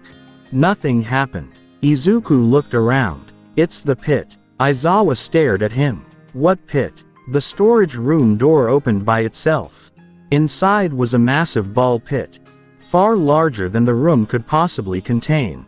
Aizawa's expression hardened. "This shouldn't exist." A voice came from inside. "Welcome." The yellow rabbit slowly rose from the balls. Aizawa reached for his capture weapon. Izuku stepped in front of him. "Wait, Midoriya. It's not attacking." Pitrap smiled. Yet, Aizawa stared at the creature. For once, he had no doubt. The monster was real, and it was connected to Izuku. A muffled voice came from inside the pit. "Help." Izuku recognized it immediately. "They're alive." Aizawa moved forward. Pitrap raised one hand. Black threads spread across the floor. Aizawa stopped. "Release them." The rabbit looked at Izuku. "Why?" "Because they don't belong here." "Neither do you." Izuku froze. Pitrap's smile widened. "You brought me into the world." Izuku shook his head. "I didn't. Your pain did." Aizawa looked at Izuku. "What does it mean?" Izuku couldn't answer. The rabbit pointed toward the ball pit. "They came here because they were afraid. Let them go. Then come and take them." The pit suddenly opened. Izuku looked into the darkness. He could see endless corridors, old arcades, empty classrooms, memories. The missing student was somewhere inside. Izuku stepped forward. Aizawa grabbed his shoulder. "You're not going in alone." Izuku looked at him. "You'll be trapped. Then we'll find a way out." Pitrap laughed. "Good." The black threads disappeared. The ball pit became still. Izuku and Aizawa stepped inside. The plastic balls swallowed them. They landed in an abandoned arcade. The missing student was standing several meters away. He looked terrified. "Midoriya." Izuku ran toward him. "Are you hurt?" The student shook his head. "No." Then something moved behind him. Aizawa immediately threw his capture weapon. The yellow rabbit jumped backward. The student screamed. "That's it." Aizawa's eyes narrowed. "Stay behind me." The rabbit stared at them. Then its body changed. The yellow-green monster disappeared. In its place stood Izuku. Same uniform, same face, same voice. "Teacher." Aizawa stared. The copy smiled. "Which one is the real me?" Aizawa didn't answer. Izuku looked at his double. "You're not me." The copy laughed. "Prove it." The arcade lights went out. Darkness swallowed everything. Aizawa heard the student's frightened breathing. Then Izuku's voice echoed from every direction. "Help! Help! Help!" Aizawa tightened his grip on his capture weapon. "Midoriya, I'm here." The real Izuku's voice came from behind him. Aizawa turned. Izuku stood there. The student was beside him. The rabbit was nowhere to be seen. Then Izuku whispered, "Run." They ran. Behind them came a distorted laugh. "You can't leave." The ball pit appeared at the end of the corridor. Aizawa grabbed both students. "Jump." They leapt. The world turned white. Izuku opened his eyes. He was back in the storage room. Aizawa was beside him. The missing student was unconscious but alive. The ball pit was gone. Only an ordinary storage room remained. Aizawa looked around. Then at Izuku. We're keeping this between us for now. Izuku blinked. Why? Because if the heroes find out about that thing before we understand it, they'll treat you as a threat. Izuku lowered his head. I don't want anyone else getting hurt. Aizawa nodded. Then help me control it. Izuku looked at him. You believe I can. I believe you're trying. Inside Izuku's mind, Pitrap finally spoke. He's useful. Izuku ignored it. Aizawa helped the unconscious student stand. Before leaving, he looked back at the empty floor. One more thing. Izuku waited. If that thing ever tries to take control of you. Aizawa's eyes became serious. Tell me. Izuku nodded. I will. They walked away. Behind them, beneath the floorboards, something moved. Click, click, click. A small plastic ball rolled from beneath the storage room door. And somewhere inside Izuku's mind, the yellow rabbit whispered. We're getting better at hiding. The UA Sports Festival was supposed to be a celebration. For Izuku, it was another place where he had to pretend everything was normal. He stood among the other students inside the stadium, listening to the crowd roar from the other side of the entrance. Thousands of people had come to watch. Heroes, reporters, families, future employers. Izuku adjusted his gloves. Inside his mind, Pitrap was unusually restless. Too many people. Izuku glanced around. What about them? Too much fear. Izuku frowned. The stadium was filled with excitement, but beneath it he could sense something else. Nervousness, pressure, fear of failure, fear of humiliation, fear of disappointing parents, fear of being watched. Pitrap could feel all of it. Don't feed. I haven't. Promise. The rabbit laughed softly. I'll try. Izuku didn't like that answer. The opening ceremony began. President Mike's voice blasted across the stadium as the students entered the arena. The crowd erupted. Izuku walked beside Uraraka. She smiled nervously. There are so many people. Yeah. Izuku looked toward the stands. His eyes briefly met a child's. The child was staring directly at him. Then the child pointed. Mom. The mother looked over. What is it? The rabbit. Izuku froze. The child was still staring at him. But nobody else seemed to notice anything. Izuku lowered his gaze. Inside his mind, Pitrap chuckled. Children see better. Stay quiet. The obstacle race began. The students rushed forward. Izuku moved with the crowd. Robots attacked. Ice covered the ground. Explosions shook the arena. Izuku relied on careful movement rather than brute force. He jumped over obstacles and used Black Whip to swing between structures. Then he noticed something strange. The spectators were becoming more frightened. Not because of the race. Because of him. Pitrap was leaking through. Izuku felt his vision distort. For a moment, the stadium disappeared. The crowd became shadows. Hundreds of faces stared down at him. Their mouths opened. Quirkless. Weak. Useless. Izuku stopped. His breathing became uneven. No. Pitrap whispered. Let me out. No. They already fear you. That's enough. Then use it. Izuku clenched his fists. The illusion vanished. The stadium returned. He continued running. After the obstacle race came the cavalry battle. Izuku's team formed quickly. They needed to protect their points while stealing from others. Izuku noticed several students staring at him. Not because of his performance. Because of rumors. The USJ incident had created stories about the strange creature that had appeared during the attack. Some students whispered that it was a villain. Others believed it was a new type of quirk. Izuku didn't respond. Then the match began. Teams collided across the arena. Izuku used Black Whip to pull his teammates away from danger. He moved quickly between groups. But every time someone became frightened, Pitrap became stronger. More. Izuku gritted his teeth. Stop. They're giving it to me. I said stop. A nearby student suddenly screamed.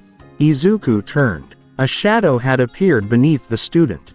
A tiny ball rolled across the ground. Click.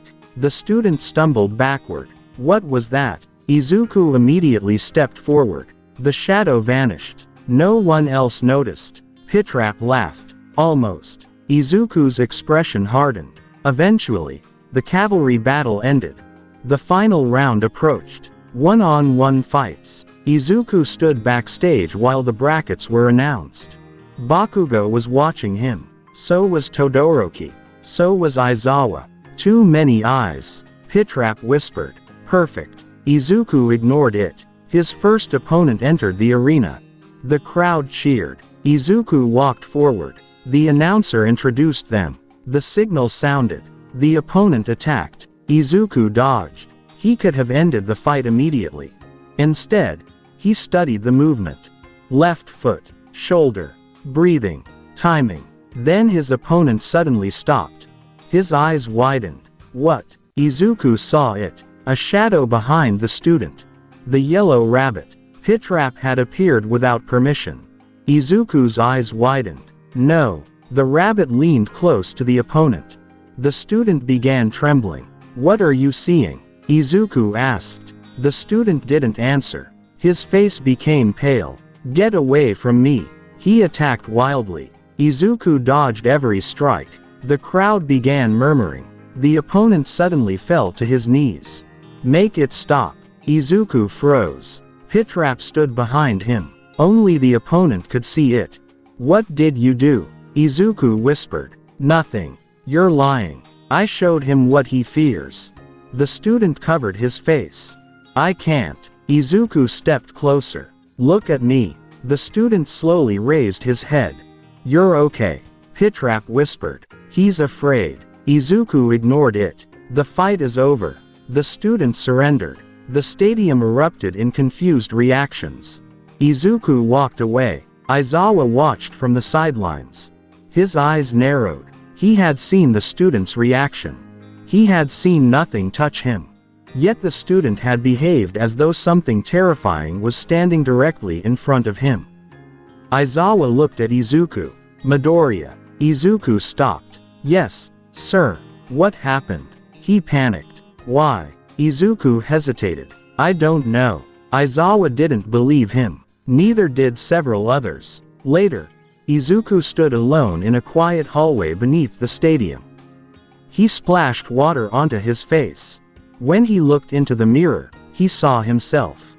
Then the reflection changed. Yellow eyes, long ears, sharp teeth. Pitrap stood behind his reflection. You enjoyed that. Izuku shook his head. No. You liked being feared. No. Then why are you smiling? Izuku looked at his reflection. He wasn't smiling.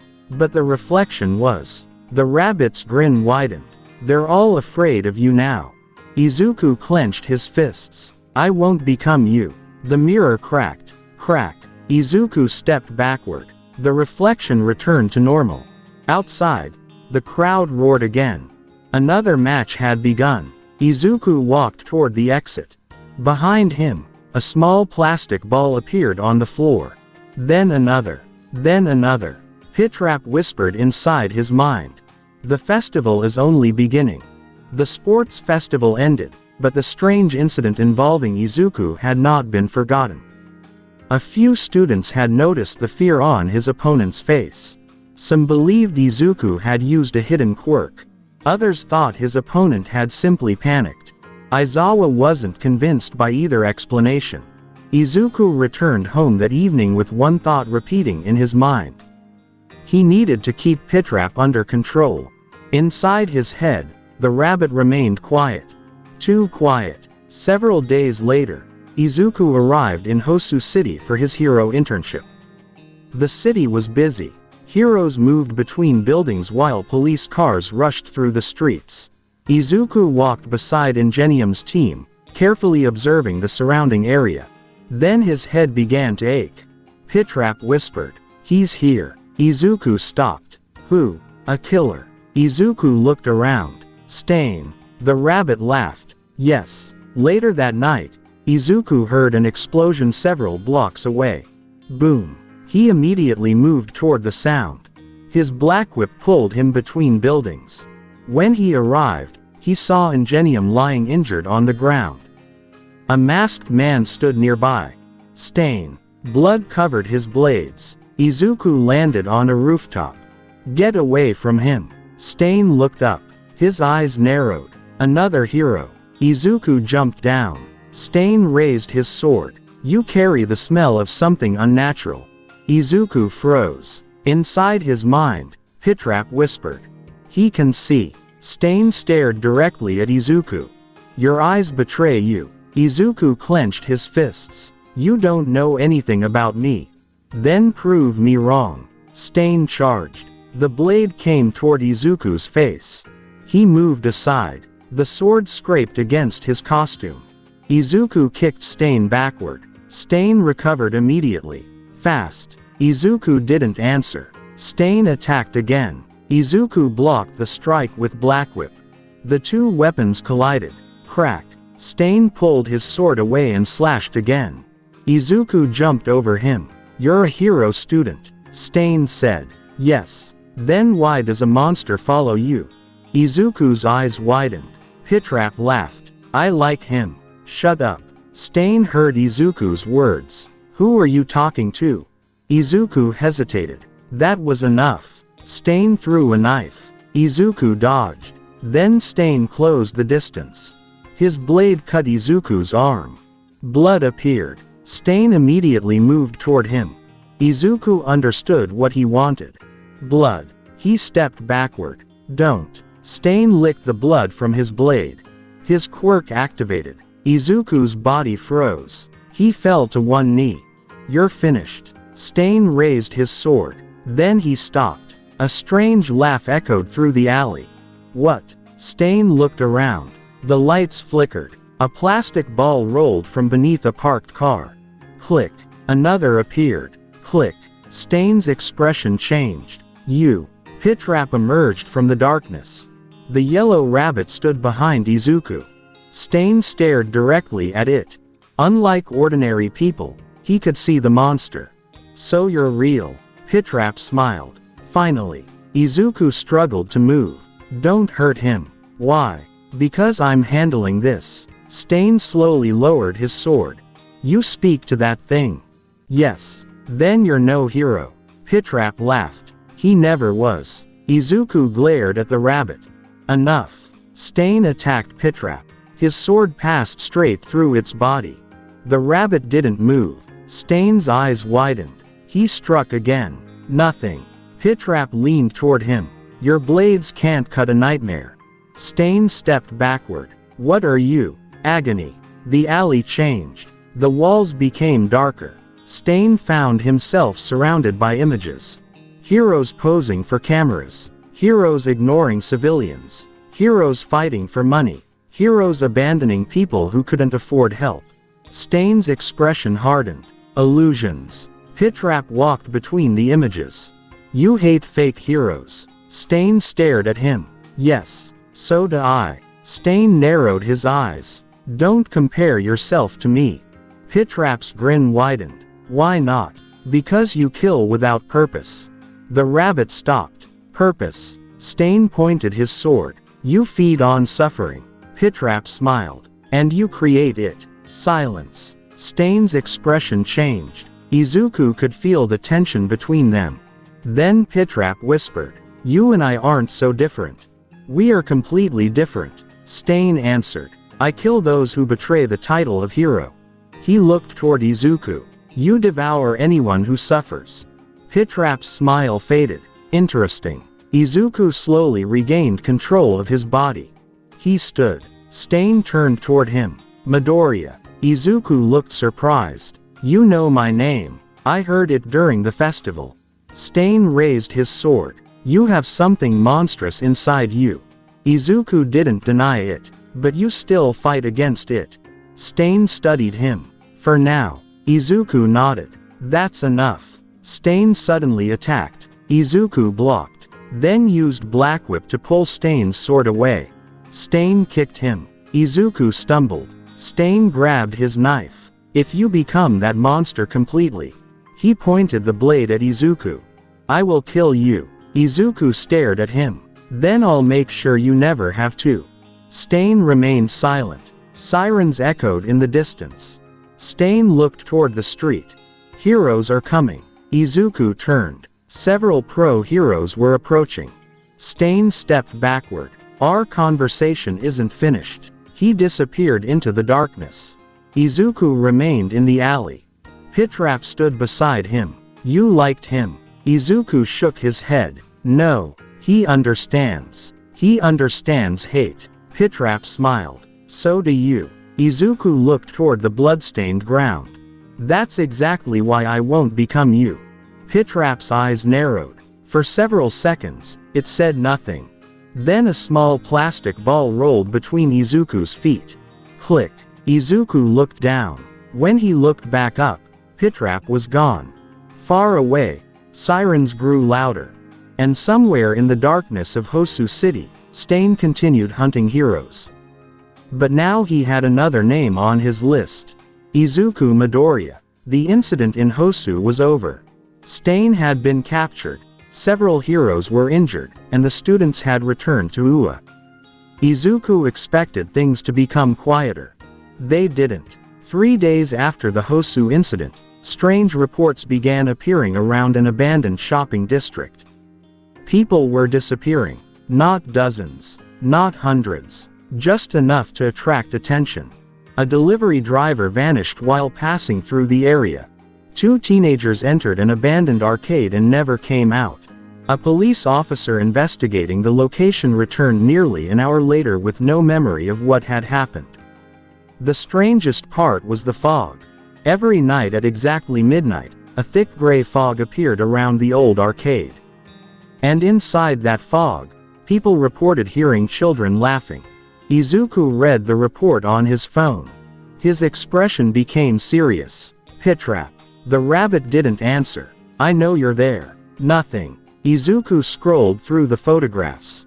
The abandoned arcade looked exactly like the building where everything had started. The same broken sign. The same faded walls. The same old entrance. And in one photograph, barely visible beneath the dust, was a ball. Izuku's fingers tightened around the phone. You're doing this. Pitrap finally spoke. Not me. Izuku frowned. Then who? The pit. That answer made his stomach tighten. That night, Izuku left his room. He moved quietly through the city using Blackwhip to travel between buildings. When he reached the abandoned district, he immediately felt something wrong. The air was cold. Too cold. There was no traffic. No pedestrians. Even the insects were silent. Then the fog appeared. It rolled through the streets like water. Izuku landed on a rooftop. Danger prickled across his skin. Someone's here. Pitrap whispered. Everyone is here. Izuku looked down. The streets had changed. The buildings were older. The cars had disappeared. Modern signs were replaced by faded advertisements. Even the streetlights looked different. Izuku's eyes widened. This isn't possible. Pitrap laughed softly. Welcome back. Izuku dropped into the street. He walked toward the arcade. The front door opened by itself. Creak. Inside, everything was different. The machines were working. Bright lights flashed across the walls. Music played from old speakers. Children ran between the games. Izuku stopped. He recognized some of them. They weren't real. They were memories. The memories of children who had entered the pit over the years. A young boy ran past him. Then stopped. He turned toward Izuku. Are you lost? Izuku stared. Yes. The boy smiled. Then follow me. He ran toward the back of the arcade. Izuku followed. The boy stopped beside the ball pit. It was enormous. Far larger than Izuku remembered. The colorful balls moved slowly. Something underneath them breathed. Izuku stepped closer. This isn't my dimension. Pitrap appeared beside him. The rabbit looked larger than before. Its body seemed to stretch beyond the ceiling. It's growing. Why? Because you've been feeding it. Izuku turned sharply. I never wanted this. You don't need to want it. Pitrap pointed toward the ball pit. Every frightened person leaves something behind. Izuku looked at the balls. Some were covered in dark stains. Others seemed to contain faint images. Faces. Memories. Pain. Izuku stepped backward. We have to stop this. Pitrap smiled. Then destroy the pit. Izuku looked at it. Can I? The rabbit's grin widened. Try. Izuku activated One for All. Green lightning spread across his body. The floor shook. He raised his fist. Smash. Boom. His punch struck the ball pit. The entire building shook. Balls flew into the air. The walls cracked. But the pit remained. Not even a scratch appeared on its surface. Izuku stared. What? Pitrap laughed. It's not physical. Izuku tried again. This time, he used Black Whip. The tendrils wrapped around the pit and pulled. Nothing happened. It's connected to the memories. Izuku looked toward the rabbit. Then I'll cut the connection. You can't. Watch me. Izuku moved through the arcade. He found one memory after another. A frightened child hiding beneath a table. A parent screaming. A hero arriving too late. A villain running through the building. Each memory created another doorway. Each doorway led deeper into the pit. Izuku destroyed them one by one. Not with punches. With understanding. He refused to let the illusions control him. But every time he broke one memory, another appeared. The arcade became larger. Corridors stretched endlessly. Doors multiplied. The ceiling disappeared. The floor turned into a maze of colorful balls. Pitrap watched from above. You can't save everyone. Izuku looked up. I don't need to. He grabbed a black thread with Black Whip. I just need to stop you. He pulled. The thread snapped. Crack. The entire dimension shook. Pitrap's smile disappeared. The rabbit suddenly dropped from the ceiling. It landed in front of Izuku. The impact sent balls flying. Don't. Its voice was deeper now. Izuku stepped backward. You're scared. No. You are. Pitrap lunged. Izuku dodged. The rabbit's claws struck the floor. Crack. Izuku used Black Whip to swing around it. You're getting weaker. You're making me stronger. Pitrap screamed. The entire arcade shook. The walls began collapsing inward. Izuku looked around. What's happening? Pitrap pointed toward the ball pit. You broke the first thread. The pit began expanding. Now it doesn't need the arcade anymore. Izuku's eyes widened. The floor disappeared. A massive ball pit spread through the entire district. Buildings were swallowed. Streets vanished. The fog became thicker. People screamed from outside. Izuku looked toward the city. No. The dimension expanded beyond the abandoned arcade. One street. Then another. Then an entire block. People caught inside the fog suddenly found themselves standing in an unfamiliar city. The sky was darker. The buildings looked decades older. A clock tower showed a single year. Izuku stared at it. Pitrap stood behind him. This is the real pit. Izuku turned. What do you want? The rabbit smiled. Everything. Izuku's fists clenched. I won't let you. Pitrap leaned closer. Then come find me. The rabbit disappeared into the fog. Izuku looked around. The city had become a maze. Somewhere inside it, hundreds of doors were opening. And behind every door was another memory. Another frightened person. Another piece of agony. Izuku activated One for All. Green lightning flashed through the fog. Then I'll find you. Far away. Something laughed. Roar. The sound echoed through the streets. And the cursed arcade continued to grow. The cursed district had been sealed off before sunrise. Police barriers surrounded the streets, but they were useless. The fog remained. Anyone who entered disappeared from sight within seconds. Inside the fog, Izuku continued searching. The city no longer followed normal geography. One street could suddenly become a school hallway. An alley could turn into an old arcade. A building could become a house he had never seen before. Everywhere he went, he heard the same sounds.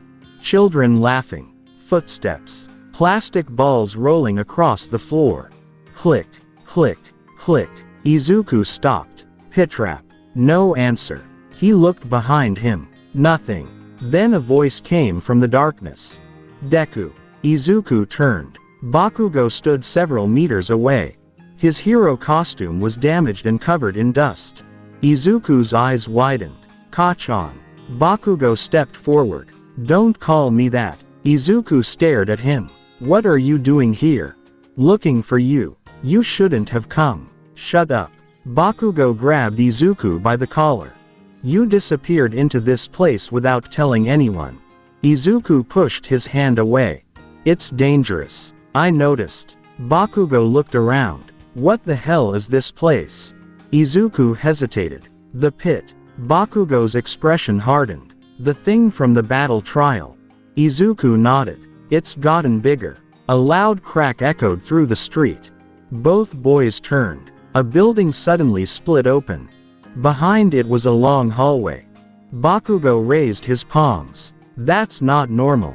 Nothing here is normal. Izuku stepped forward. Stay close. Bakugo followed. They entered the hallway. The moment they crossed the threshold, the street disappeared. They were inside an old school. Lockers lined the walls. The lights flickered. Bakugo looked around. This place reminds me of. He stopped. Izuku noticed. What? Nothing. A locker suddenly opened. Bang. Bakugo flinched. Inside was an old notebook. He stared at it. Izuku walked closer.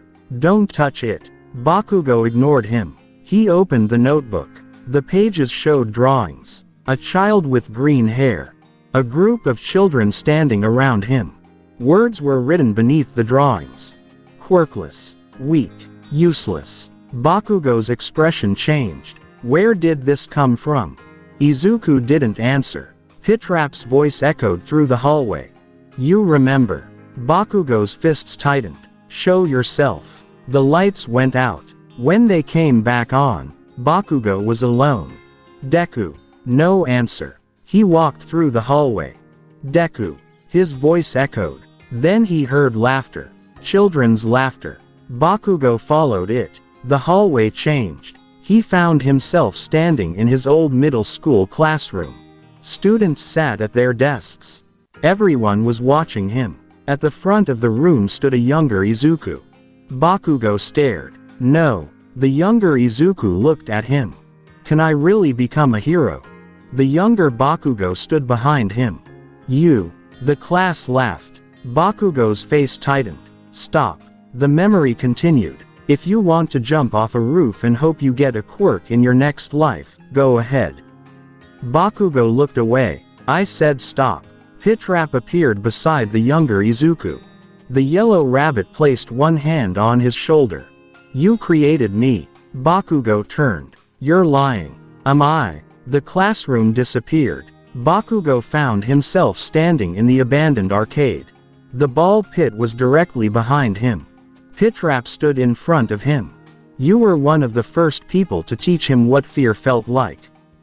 Bakugo raised his palms. Don't blame me for what you became. Pitrap's grin widened. I don't. It stepped closer. I blame you for what you helped create. Bakugo fired an explosion. Boom. Pitrap vanished. The blast destroyed the wall. Bakugo looked around. Come out. A voice whispered behind him. You came here for him. Bakugo turned. Where is Deku?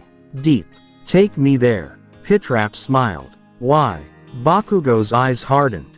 Because I'm bringing him back. Elsewhere, Izuku was running through another corridor. He could feel Bakugo's presence. Pitrap.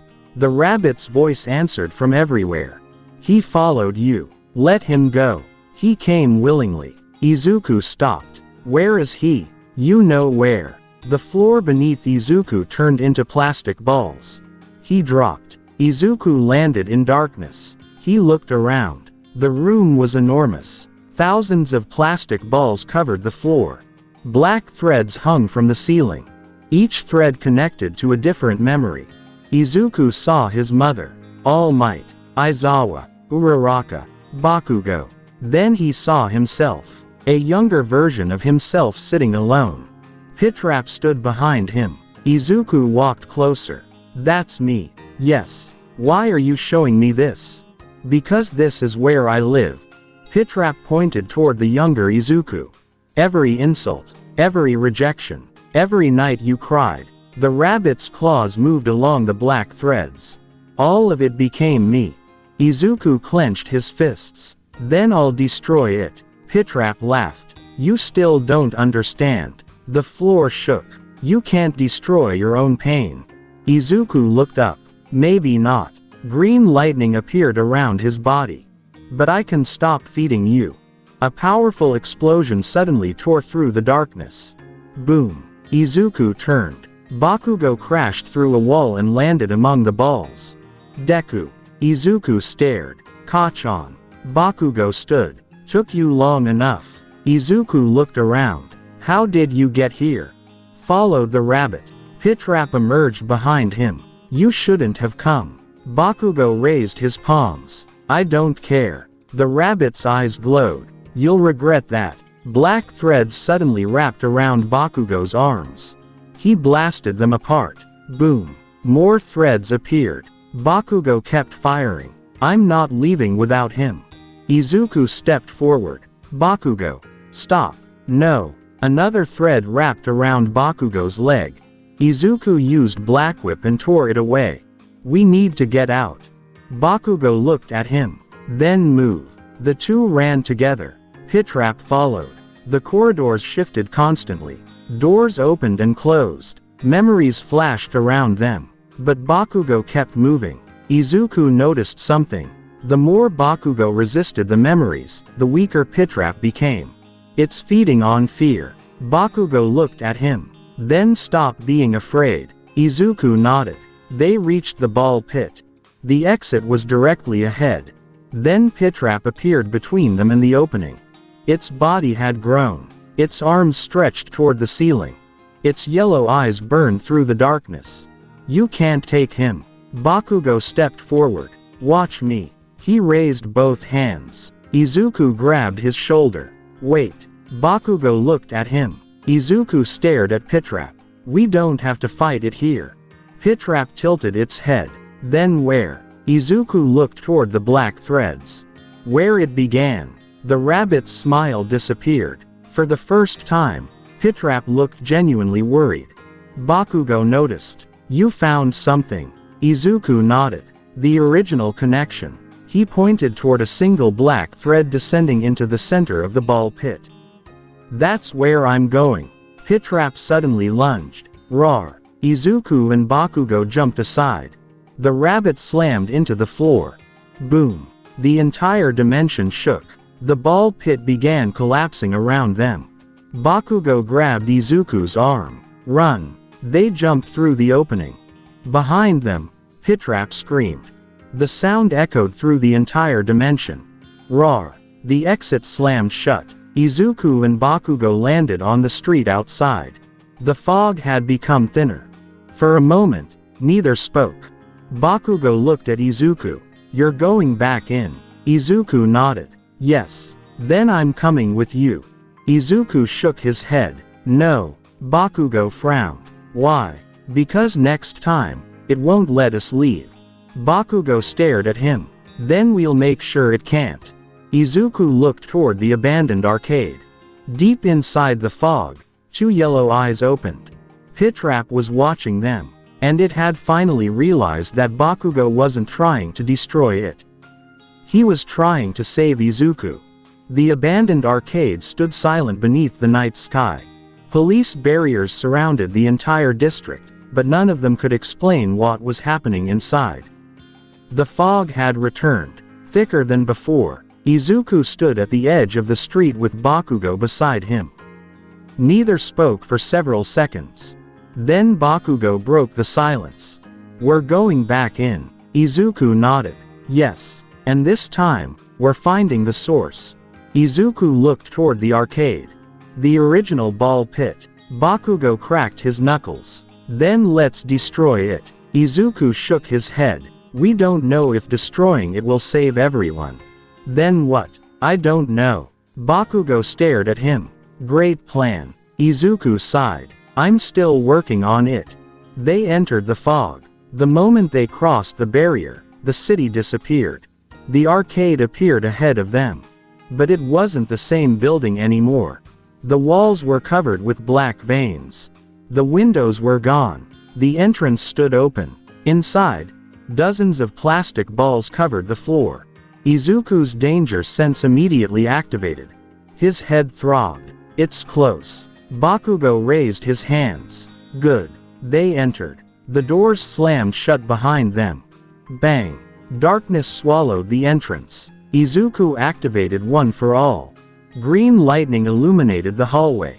Stay close. Bakugo nodded. I'm not losing you again. Izuku looked at him. Bakugo immediately looked away. Don't make it weird. Izuku almost smiled. Then a child's voice echoed through the hallway. Help me. Both boys stopped. Another voice followed. Please. Izuku looked around. That's not real. Probably not. Bakugo pointed forward. Keep moving. They walked deeper. The voices became louder. Soon they reached a large room. A ball pit occupied the center. But unlike the others, this one was black.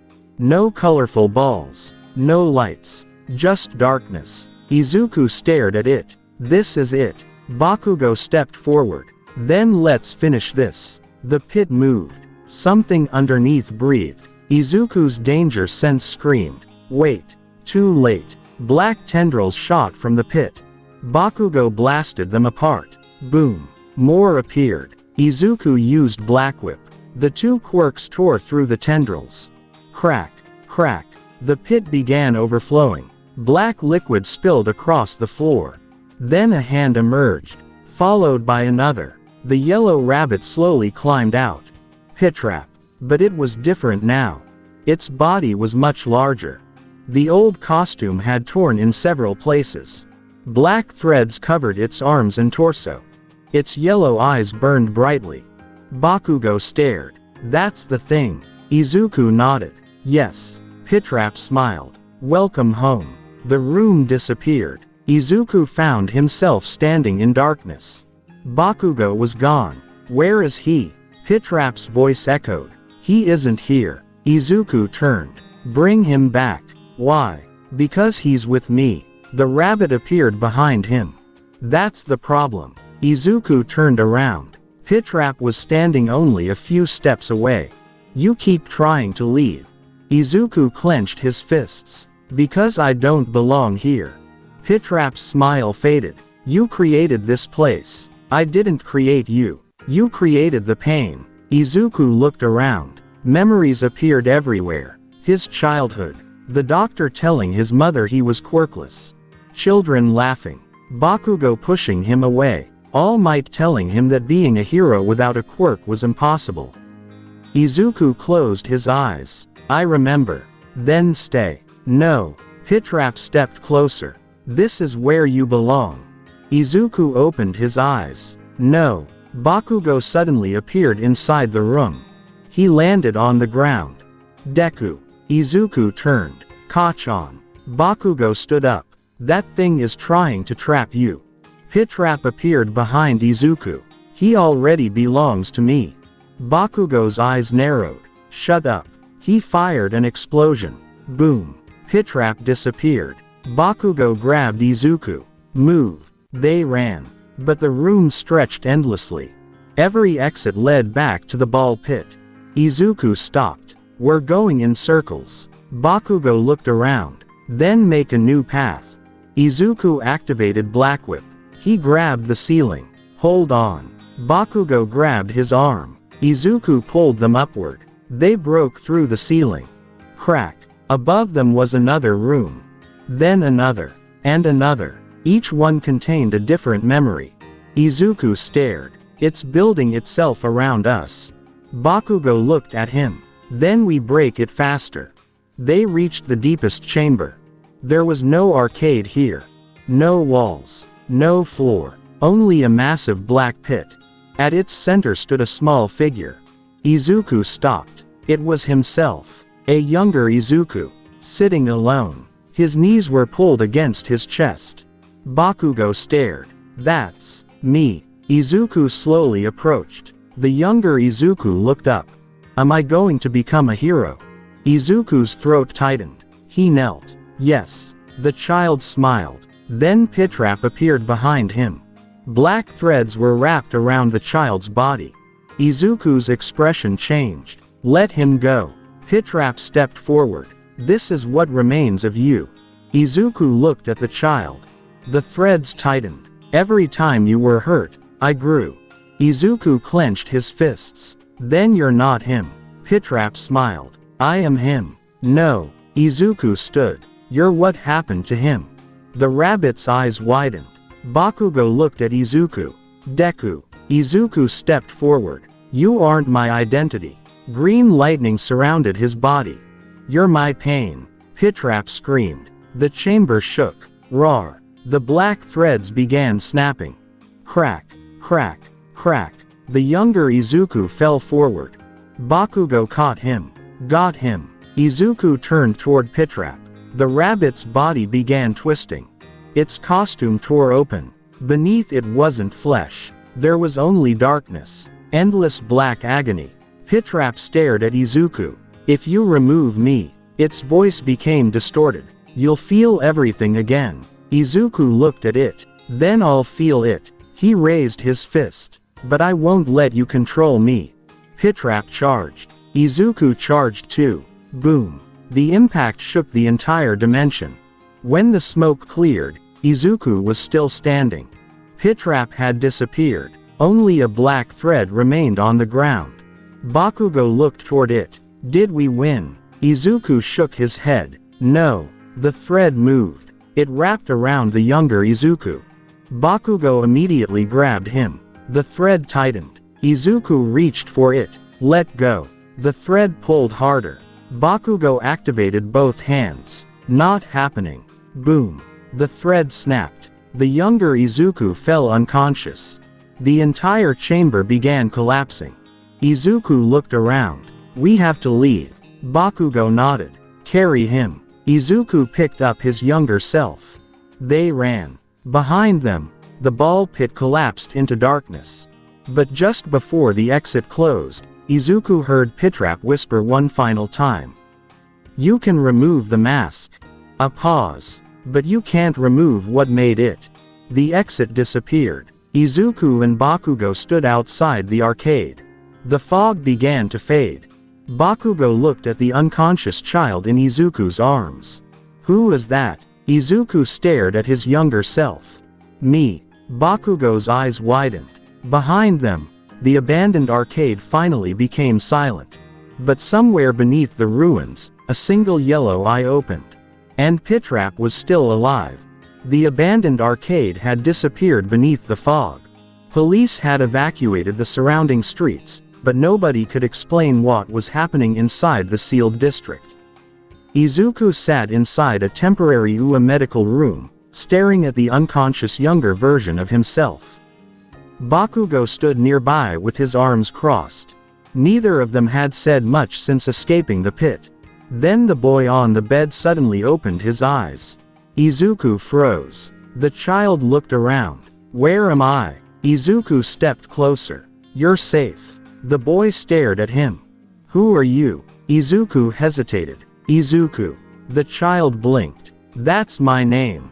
Bakugo's expression darkened. This is getting worse. Before Izuku could respond, every light in the room flickered. Once. Twice. Then all of them went out. Click. Click. Click. A plastic ball rolled across the floor. Izuku immediately stood. It's here. Bakugo raised his hands. Where? The wall behind them turned black. A massive shadow spread across it. Then Pitrap's face appeared. Yellow eyes. Sharp teeth. A grin far too wide. You brought him out. Izuku stared. Leave him alone. He belongs to the pit. No. Pitrap's smile widened. Then I'll take him back. Black threads shot from the wall. Izuku reacted instantly. Black whip wrapped around the child's body and pulled him away. Bakugo blasted the incoming threads. Boom. The wall cracked. But more threads emerged. Get the kid out. Bakugo grabbed him. Got it. Izuku stayed behind. Pitrap slowly stepped through the wall. Its body was enormous now. The costume was almost completely torn apart, revealing a mass of black agony underneath. You can't keep running. Izuku activated One for All.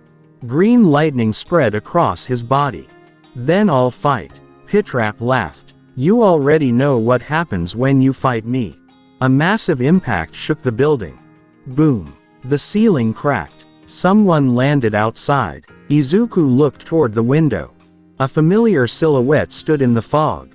All Might. He had followed them. Young Midoriya. Izuku's eyes widened. All Might. All Might entered the room. His expression changed when he saw the creature.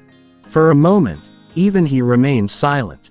Pitrap turned toward him. You. All Might clenched his fists. Whatever you are, you will not harm my students. Pitrap smiled. Students. The creature tilted its head. You failed one already. All Might's expression tightened. Izuku immediately noticed. Don't listen to it. Pitrap laughed. You know what he did. All Might stepped forward. Enough. His fist slammed into the ground. Boom. The shockwave tore through the room. Pitrap was thrown backward. Izuku stared. All Might. Get the children out. Izuku nodded. Bakugo grabbed the younger Izuku and moved toward the exit. Pitrap recovered almost instantly. Its claws dug into the floor. You think strength will save him? All Might stepped between the creature and the students. Yes. Pitrap smiled. Then come inside. A black ball pit suddenly opened beneath All Might. He barely had time to react. The floor disappeared. All Might fell into darkness. All Might. Izuku reached for him. Black whip wrapped around his arm. But the pit pulled harder. All Might disappeared. The opening closed. Silence. Izuku stared at the empty floor. No. Pitrap's voice echoed from everywhere. Now he's mine. All Might opened his eyes. He was standing in darkness. No buildings. No sky. No ground. Only endless blackness. Then a familiar rooftop appeared beneath his feet. His expression changed. He recognized it. The same rooftop where he had first spoken to Izuku. The memory played before him. A young Izuku stood in front of him. Can someone without a quirk become a hero? All Might remembered his answer. You can be a hero. But the memory changed. The words became different. No. All Might froze. Young Izuku's face became pale. You can't. The rooftop filled with rain. Izuku fell to his knees. All Might stepped forward. This isn't real. A voice answered behind him. But you remember it. Pitrap emerged from the darkness. You saw his face. All Might clenched his fists. I remember. You told him to give up. I was trying to protect him. You crushed his dream. All Might's expression hardened. I made a mistake. Pitrap laughed. And mistakes have consequences. The rooftop changed again. All Might saw disasters. Buildings collapsing. People screaming. Heroes falling. Izuku standing alone. Then another image appeared. Bakugo. Uraraka. Aizawa. All of them lying motionless. All Might's breathing became heavier. No. Pitrap walked closer. You couldn't save them. All Might raised his fists. They are not dead. Not yet. Pitrap's grin widened. But they will be if you fail. Outside the dimension, Izuku could feel All Might's fear. He dropped to one knee. He's hurting him. Bakugo looked at him. Can you get him out? Izuku shook his head. Not from here. The younger Izuku suddenly grabbed his sleeve. Don't leave him. Izuku looked down. The child was trembling. He helped me. Izuku nodded. I know. Bakugo stepped forward. Then we go after him. Izuku looked at him. You can't. I went in before. Bakugo raised his palms. I can do it again. Izuku stared at him. Then he heard Pitrap's voice. Come. The black ball pit appeared in the middle of the room. Bring everyone. Izuku's danger sense exploded. He looked at Bakugo. It's a trap. Bakugo grinned. Obviously. Izuku looked toward the pit. Somewhere inside it, All Might was fighting alone. He clenched his fists. Then we'll spring the trap. Inside the nightmare realm, All Might raised his fists. The illusions continued surrounding him. But the more Pitrap attacked his memories, the more determined he became. You cannot break me with memories. Pitrap stopped. Why? All Might's eyes hardened. Because I remember something else. He remembered Izuku standing on that rooftop. The fear in his eyes. The determination in his voice. And the moment he had finally chosen to help him. All Might smiled faintly. That boy didn't give up. Pitrap's expression twisted. All Might raised his fists. And neither will I. Green energy began flickering around his body. Pitrap stared. Then I'll show you what you created. Its body expanded. The darkness around it erupted. The yellow rabbit became a gigantic monster, towering over the rooftop. Roar! All Might looked up. Come on. Then, he pulled his fist back. Young Midoriya is waiting for me. The monster charged. Boom. Their collision shook the entire nightmare realm. And outside the pit, Izuku and Bakugo prepared to enter the darkness after him. The nightmare realm shook violently. Boom. All Might's fist collided with Pitrap's enormous body, sending waves of black energy across the artificial rooftop. The monster slid backward. Its claws dug into the ground. All Might stood his ground. You won't break me with tricks. Pitrap slowly raised its head. Then I'll show you something you can't punch. The rooftop disappeared. All Might found himself standing in the middle of a ruined city. Buildings burned around him. Sirens screamed in the distance. People were trapped beneath rubble. He looked around. Another illusion. Pitrap's voice came from behind him. Not an illusion. All Might turned. Then what? Your future. A massive explosion appeared in the distance. Boom. A building collapsed. All Might immediately rushed toward it. He lifted the rubble. Nothing. Another explosion sounded behind him. Then another. Everywhere he went, someone needed help. He moved faster. He rescued one person. Then another. But there were always more. Too many. Eventually, he stopped. His breathing became heavy. Pitrap stood on top of a ruined building. You can't save everyone. All Might looked up. I know. You couldn't save everyone before. I know. And you won't save everyone tomorrow. All Might clenched his fists. I'll still try. Pitrap's grin widened. That's what makes this so easy. The scene changed. All Might saw a young Izuku standing alone on the rooftop. The boy was crying. You told me I couldn't become a hero.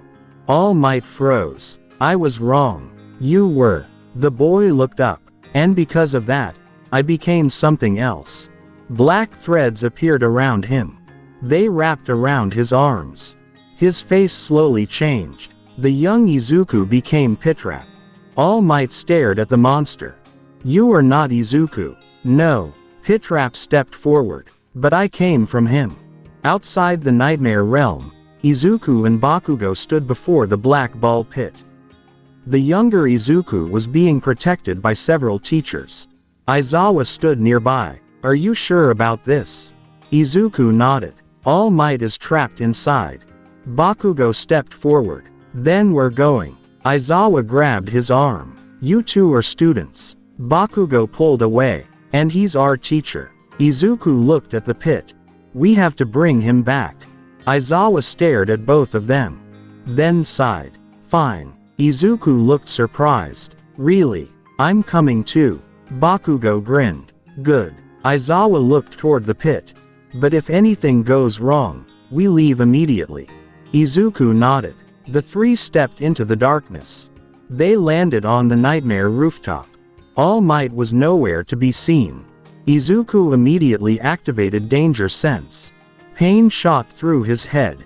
He's nearby. Bakugo looked around. Where? Izuku pointed toward a burning building. There. They ran. Inside, they found All Might standing motionless. He was staring at a young Izuku. The child was crying. All Might. Izuku approached. All Might didn't respond. Pitrap appeared behind the child. He failed you. Izuku stopped. That's not true. He told you that you couldn't become a hero.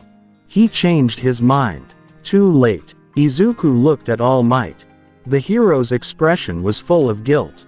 Young Midoriya. Izuku stepped closer. All Might. All Might looked at him. I'm sorry.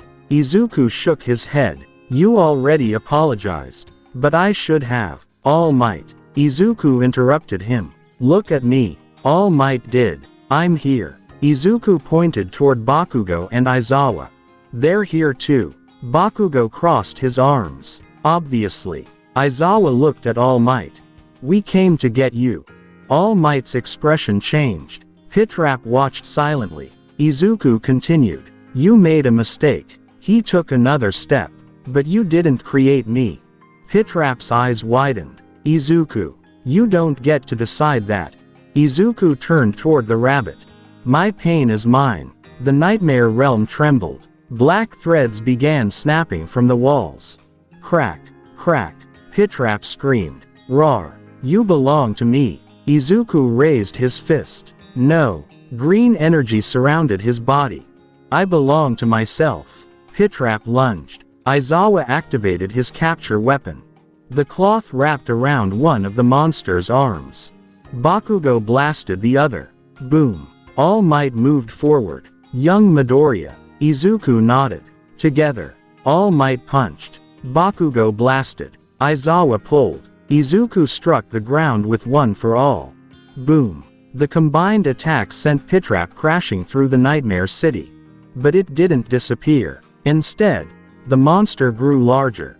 Its body absorbed the darkness around it. You can't defeat me here. Pitrap roared. This is my world. Izuku looked around. He finally understood. The Nightmare Realm wasn't powered by Pitrap alone. It was powered by everyone's fear. Every memory. Every regret. Every painful thought. As long as they remained afraid, Pitrap could keep growing. Izuku looked at All Might. We can't beat it by fighting. All Might nodded. Then what do we do? Izuku looked toward the black threads. We stop feeding it. Pitrap attacked again. Izuku didn't dodge. He stood still. The monster's claws stopped inches from his face. You're afraid? Pitrap whispered. Yes. Izuku answered. The monster paused. But I'm still standing. Pitrap's expression changed. Bakugo stepped beside him. Same. Aizawa joined them. Same. All Might smiled. Then let's end this. Pitrap's body began trembling. The Nightmare City started cracking. Crack. Crack. Crack. The darkness couldn't feed on fear that wasn't being surrendered. Pitrap screamed. No. Its claws struck the ground. The entire realm shook. Roar. I need your pain. Izuku stared at it. Then you'll starve. Behind Pitrap, a massive black ball pit opened. Inside it were countless memories. But now, several were changing. The younger Izuku stood up. He wasn't crying anymore. He looked at Pitrap. You're not me. The rabbit froze. The child walked toward Izuku. I'm scared. Izuku knelt. That's okay. What happens now? Izuku smiled. We keep going. The child reached for his hand. The moment they touched, a bright crack appeared across the Nightmare Realm. Pitrap screamed. Its body began splitting apart. No. Black threads exploded from its back. One thread wrapped around Izuku's wrist. Then another. Pitrap pulled him toward the ball pit. If I disappear, its voice became distorted. You disappear with me. Izuku struggled. Bakugo grabbed his arm. Deku. All Might grabbed Bakugo. Aizawa grabbed All Might. The four formed a chain. Pitrap pulled harder. The black ball pit began swallowing the ground beneath them. Izuku looked at the others. Don't let go. Bakugo gritted his teeth. We won't. Pitrap screamed. Roar. The nightmare realm began collapsing around them. And deep inside the ball pit, something else started moving. Something much larger than Pitrap. Something that had been waiting beneath the memories all along. The nightmare realm was collapsing. Crack, crack, crack.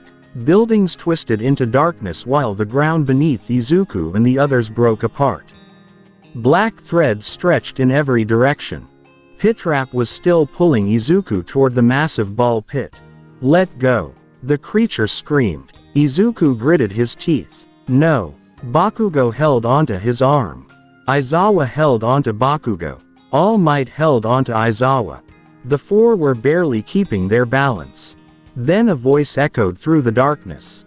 Midoriya. Izuku looked up. A bright opening appeared above them. One by one, familiar figures dropped through it.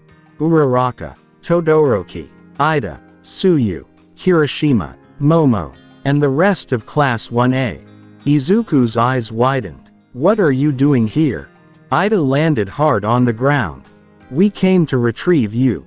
Bakugo stared at them. You idiots. Hiroshima grinned. Nice to see you too, Bakugo. Aizawa's eyes widened. How did you get here? Momo held up a strange glowing object. We followed the energy signature from the pit. Uraraka looked around. This place is terrifying. The walls suddenly changed. Each student saw something different. Todoroki saw his childhood home. Momo saw herself failing. Ida saw his injured brother. Hiroshima saw himself unable to protect anyone. Uraraka saw her parents struggling. The nightmare realm had found their fears. Pitrap smiled. More food. Izuku shouted. Don't listen to it. The students looked toward him. This place feeds on fear. Todoroki immediately understood. Then we shouldn't fight it. Izuku nodded. Exactly. Pitrap spread its arms. Black threads shot across the entire realm. Each student was pulled into a different memory. Uraraka found herself standing in her old home. Her parents were sitting at the table. You failed again. She froze. That's not real. You wanted to help us. I know. But you couldn't. Uraraka closed her eyes. I'm still trying. The illusion cracked. Crack. Her parents disappeared. She opened her eyes. She was back in the nightmare realm. Todoroki stood before a burning house. Flames covered one side. Ice covered the other. His younger self stood between them. Choose. Todoroki stared at him. I already did. He turned away. I'm choosing myself. The illusion shattered. Ida stood before his brother. You weren't strong enough. Ida lowered his head. I know. His hands trembled. Then he raised his head. But I learned from it. The image disappeared. One by one, the students confronted their fears. Not by destroying them. By refusing to run. Each time they did, another black thread snapped. Crack, crack, crack. Pitrap screamed. Stop. Izuku looked at it. They aren't giving you anything. The rabbit's body began shrinking. They're afraid. Yes. Izuku stepped forward. But fear doesn't control them. The younger Izuku appeared beside him. The child looked at Class 1A. Then at Pitrap. Why are you doing this? Pitrap froze. The child continued. You made everyone afraid. The rabbit's eyes narrowed. Because fear is all I had. Izuku looked at the creature. Then let it go. Pitrap shook its head. No. The black threads around it tightened. If I let go, there will be nothing left. Izuku stepped closer. That's not true. Pitrap stared at him. Then what am I? Izuku looked at the younger version of himself. Something that grew from my pain. He looked back at the rabbit. But you're not my whole life. Pitrap's body trembled. Suddenly, the massive black ball pit behind them erupted. Boom. A wave of darkness swept across the realm. Everyone was thrown backward. All Might caught Izuku before he hit the ground. Young Midoriya. Izuku looked toward the pit. Something was rising. A giant hand emerged from the darkness. Then another. Pitrap turned toward it. For the first time, the monster looked terrified. No. Izuku stared. What is that? Pitrap backed away. The agony beneath the agony. The enormous creature rose from the pit. It had no clear face. Only countless glowing eyes. Every memory inside the dimension seemed to move across its body. Pain, anger, fear, grief. All of it had merged into something far larger than Pitrap. Bakugo raised his hands. That thing is huge. Todoroki created ice beneath his feet. What do we do? Izuku looked at the creature. Then at Pitrap. He finally understood. Pitrap hadn't created the nightmare realm. It had only been feeding from something that already existed. We don't fight it. Bakugo looked at him. Then what? Izuku pointed toward the black threads. We cut every connection. Class 1A moved together.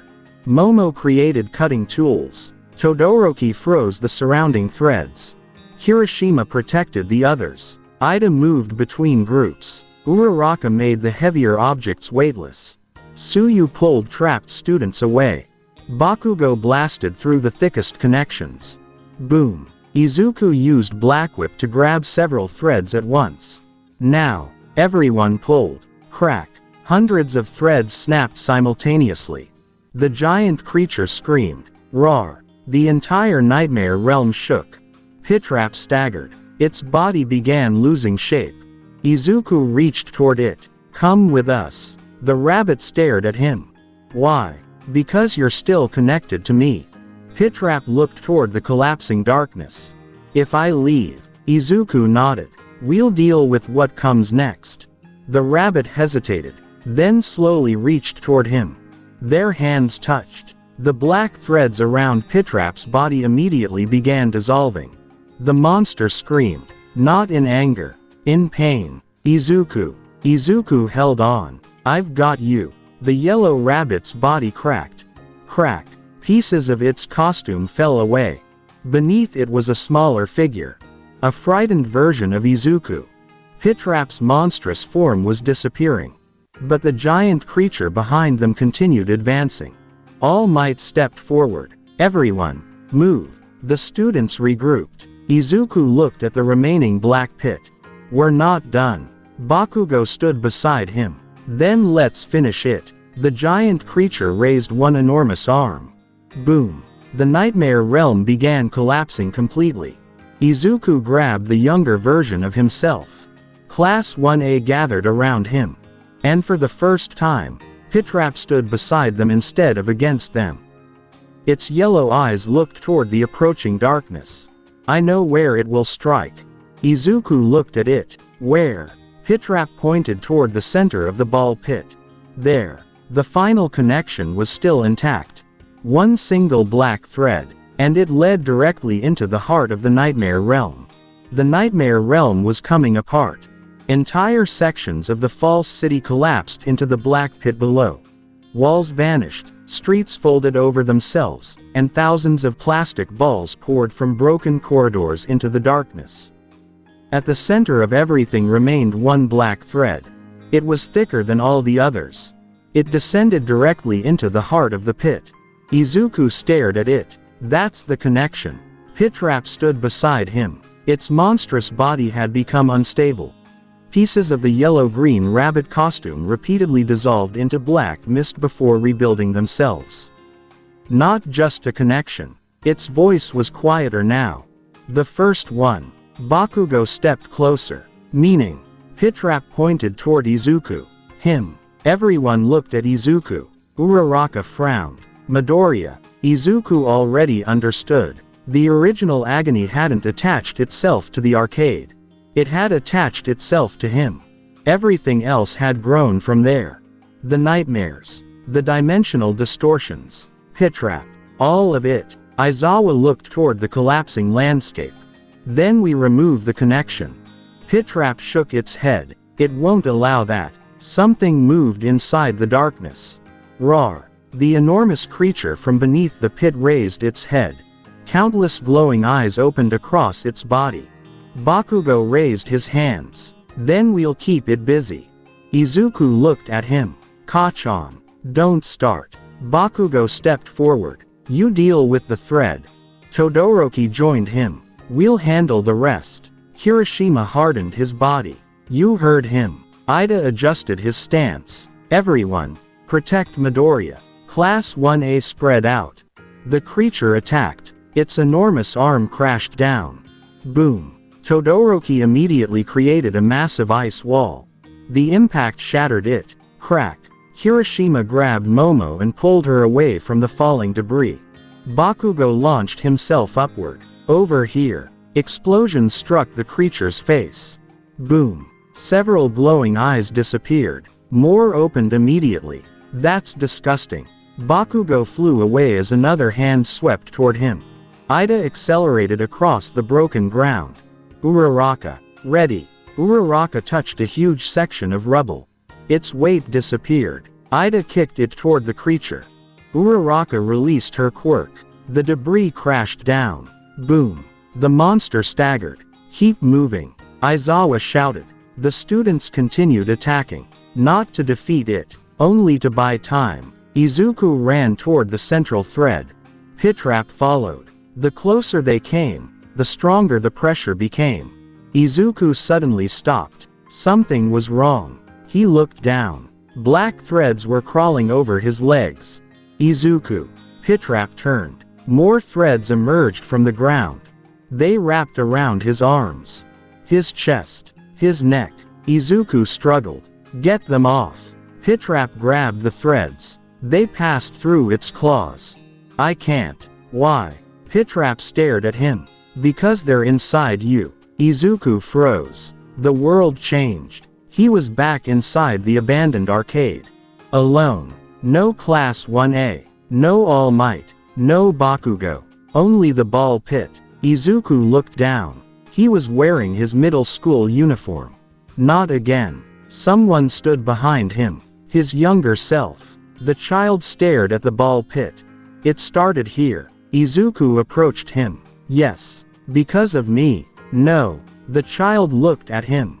But I jumped in. You didn't know what was inside. The younger Izuku lowered his head.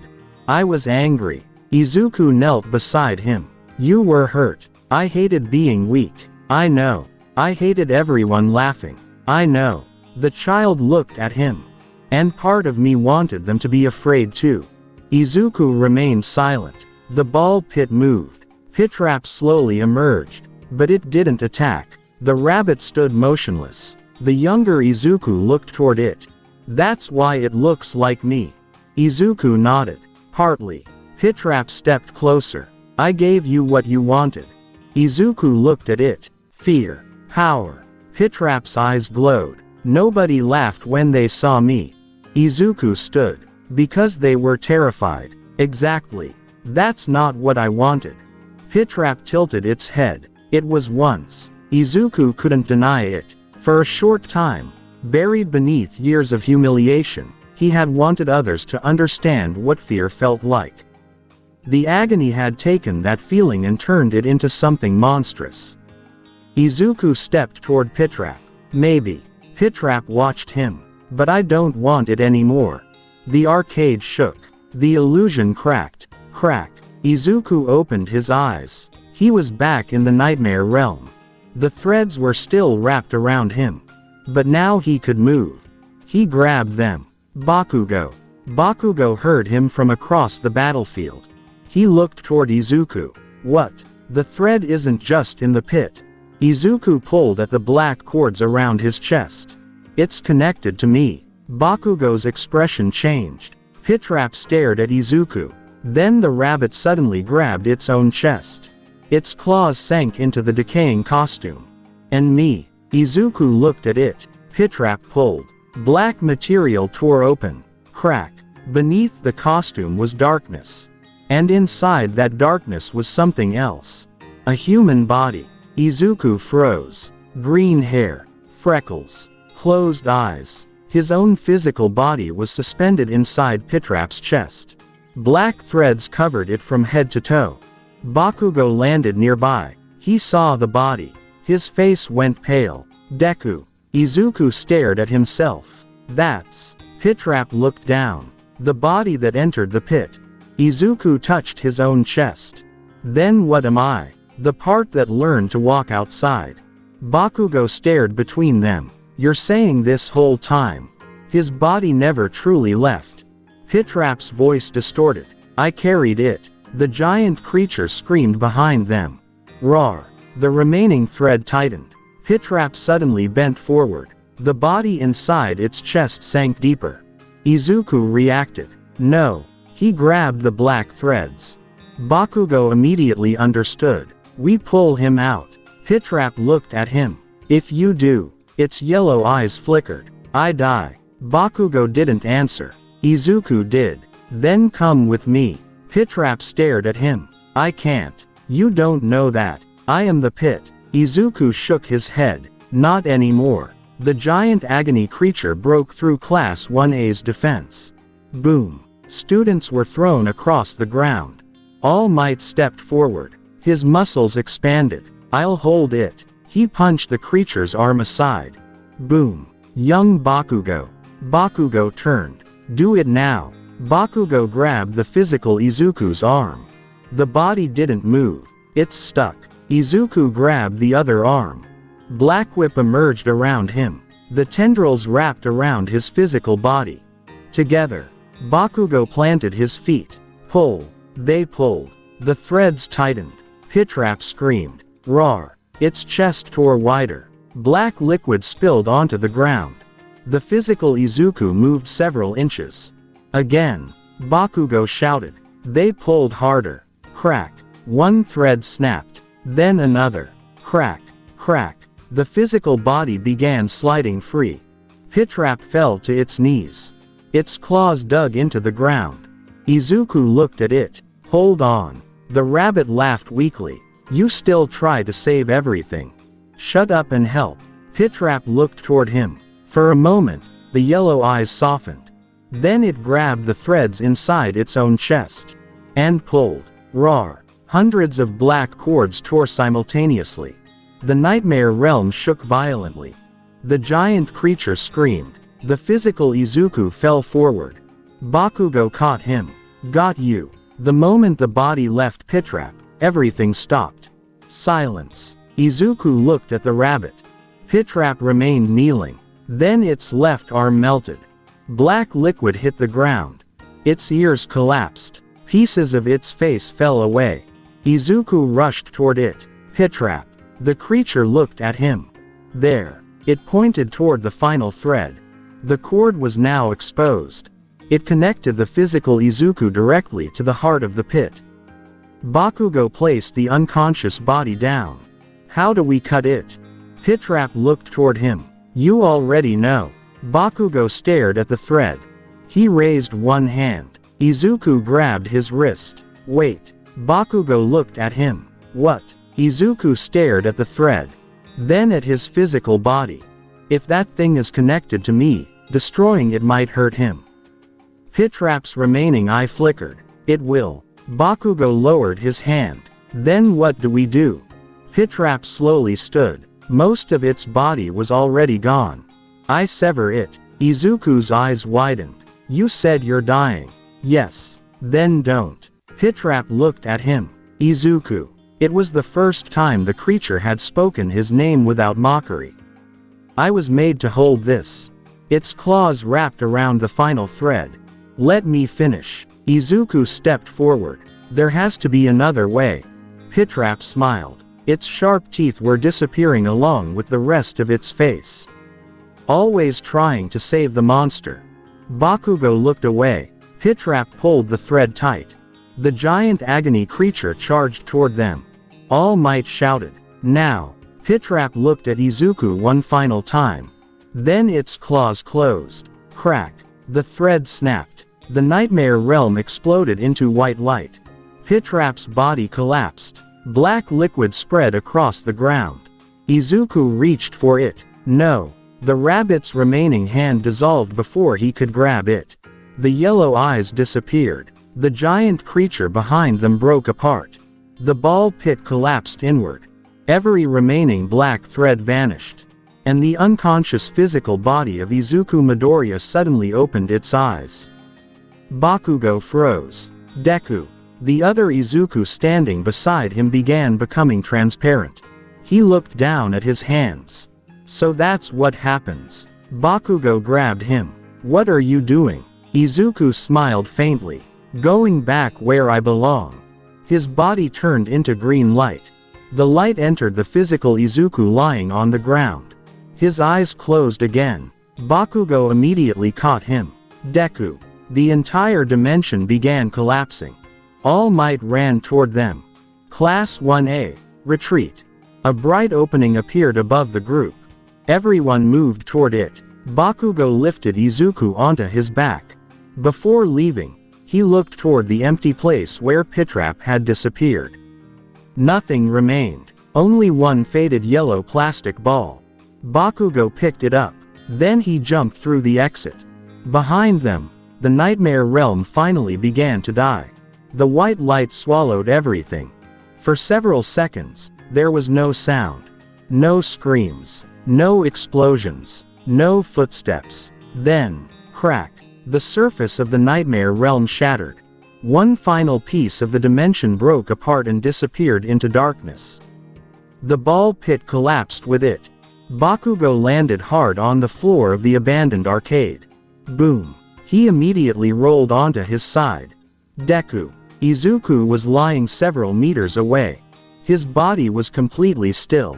Bakugo rushed toward him. Deku. He grabbed Izuku's shoulder and shook him. Nothing. All Might landed beside them.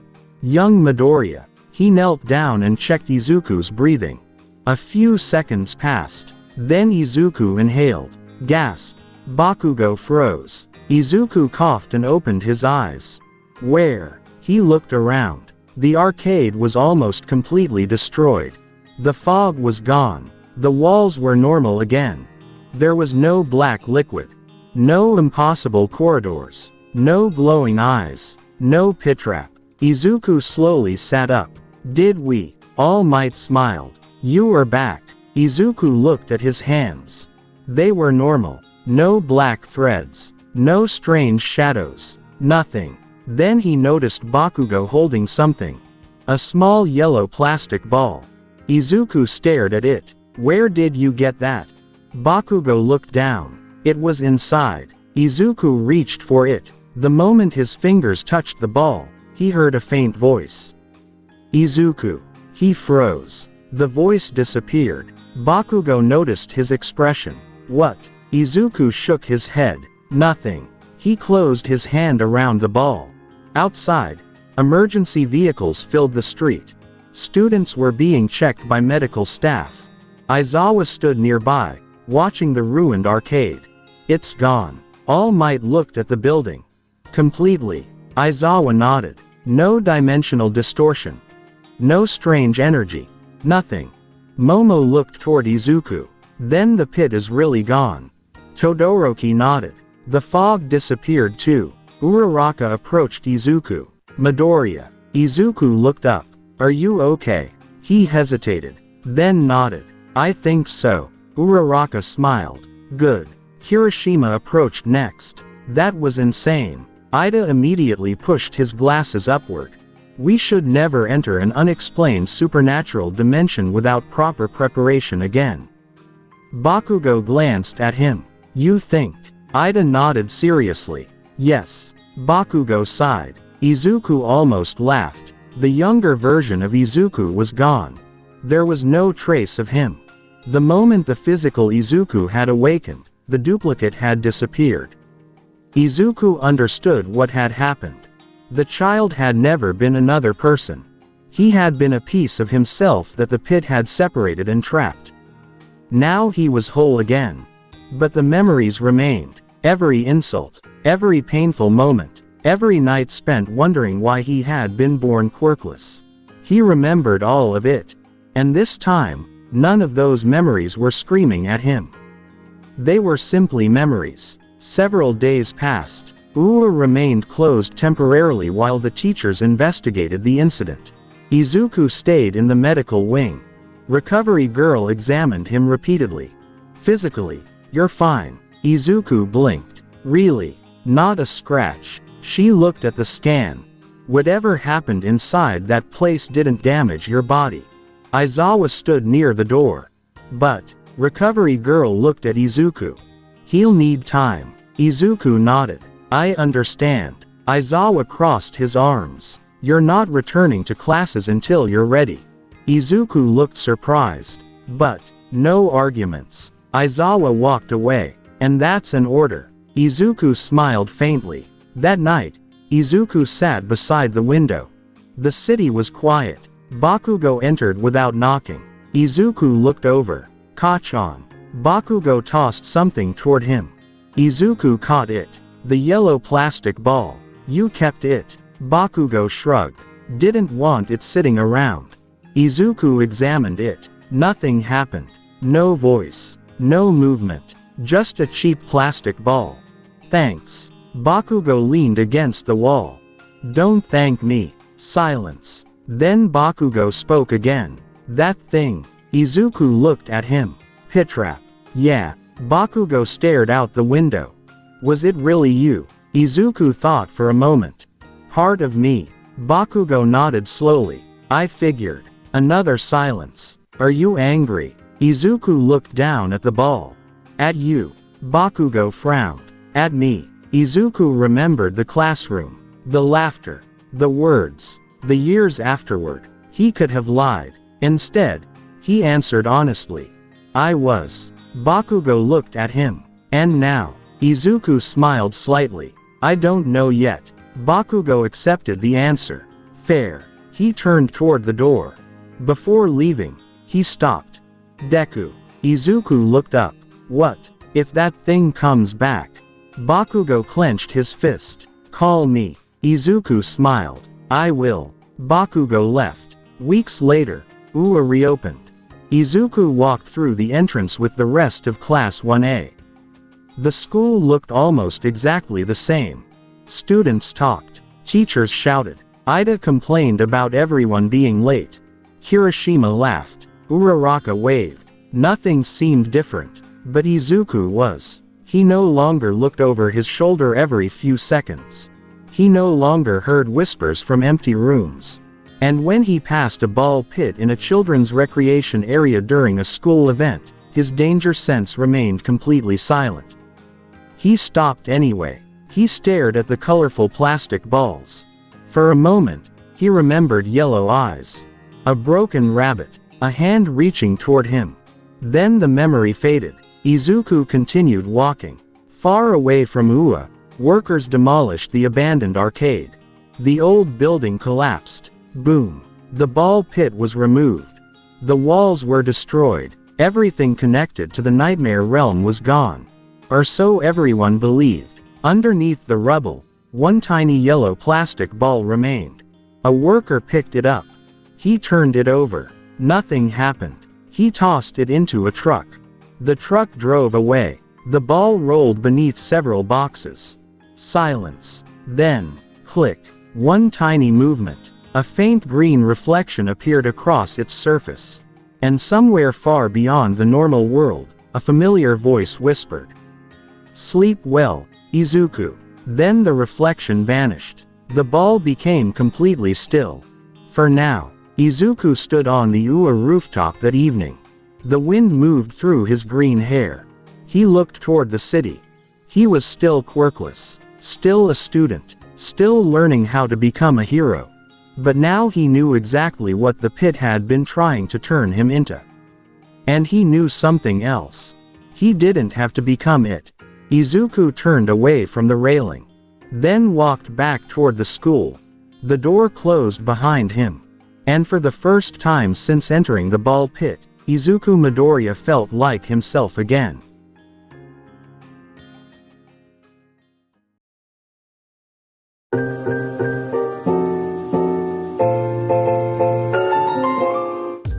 Alright, now that we've gone through the entire story, let's move on to the key educational lessons and takeaways hidden within it. Confronting emotional agony prevents internal darkness.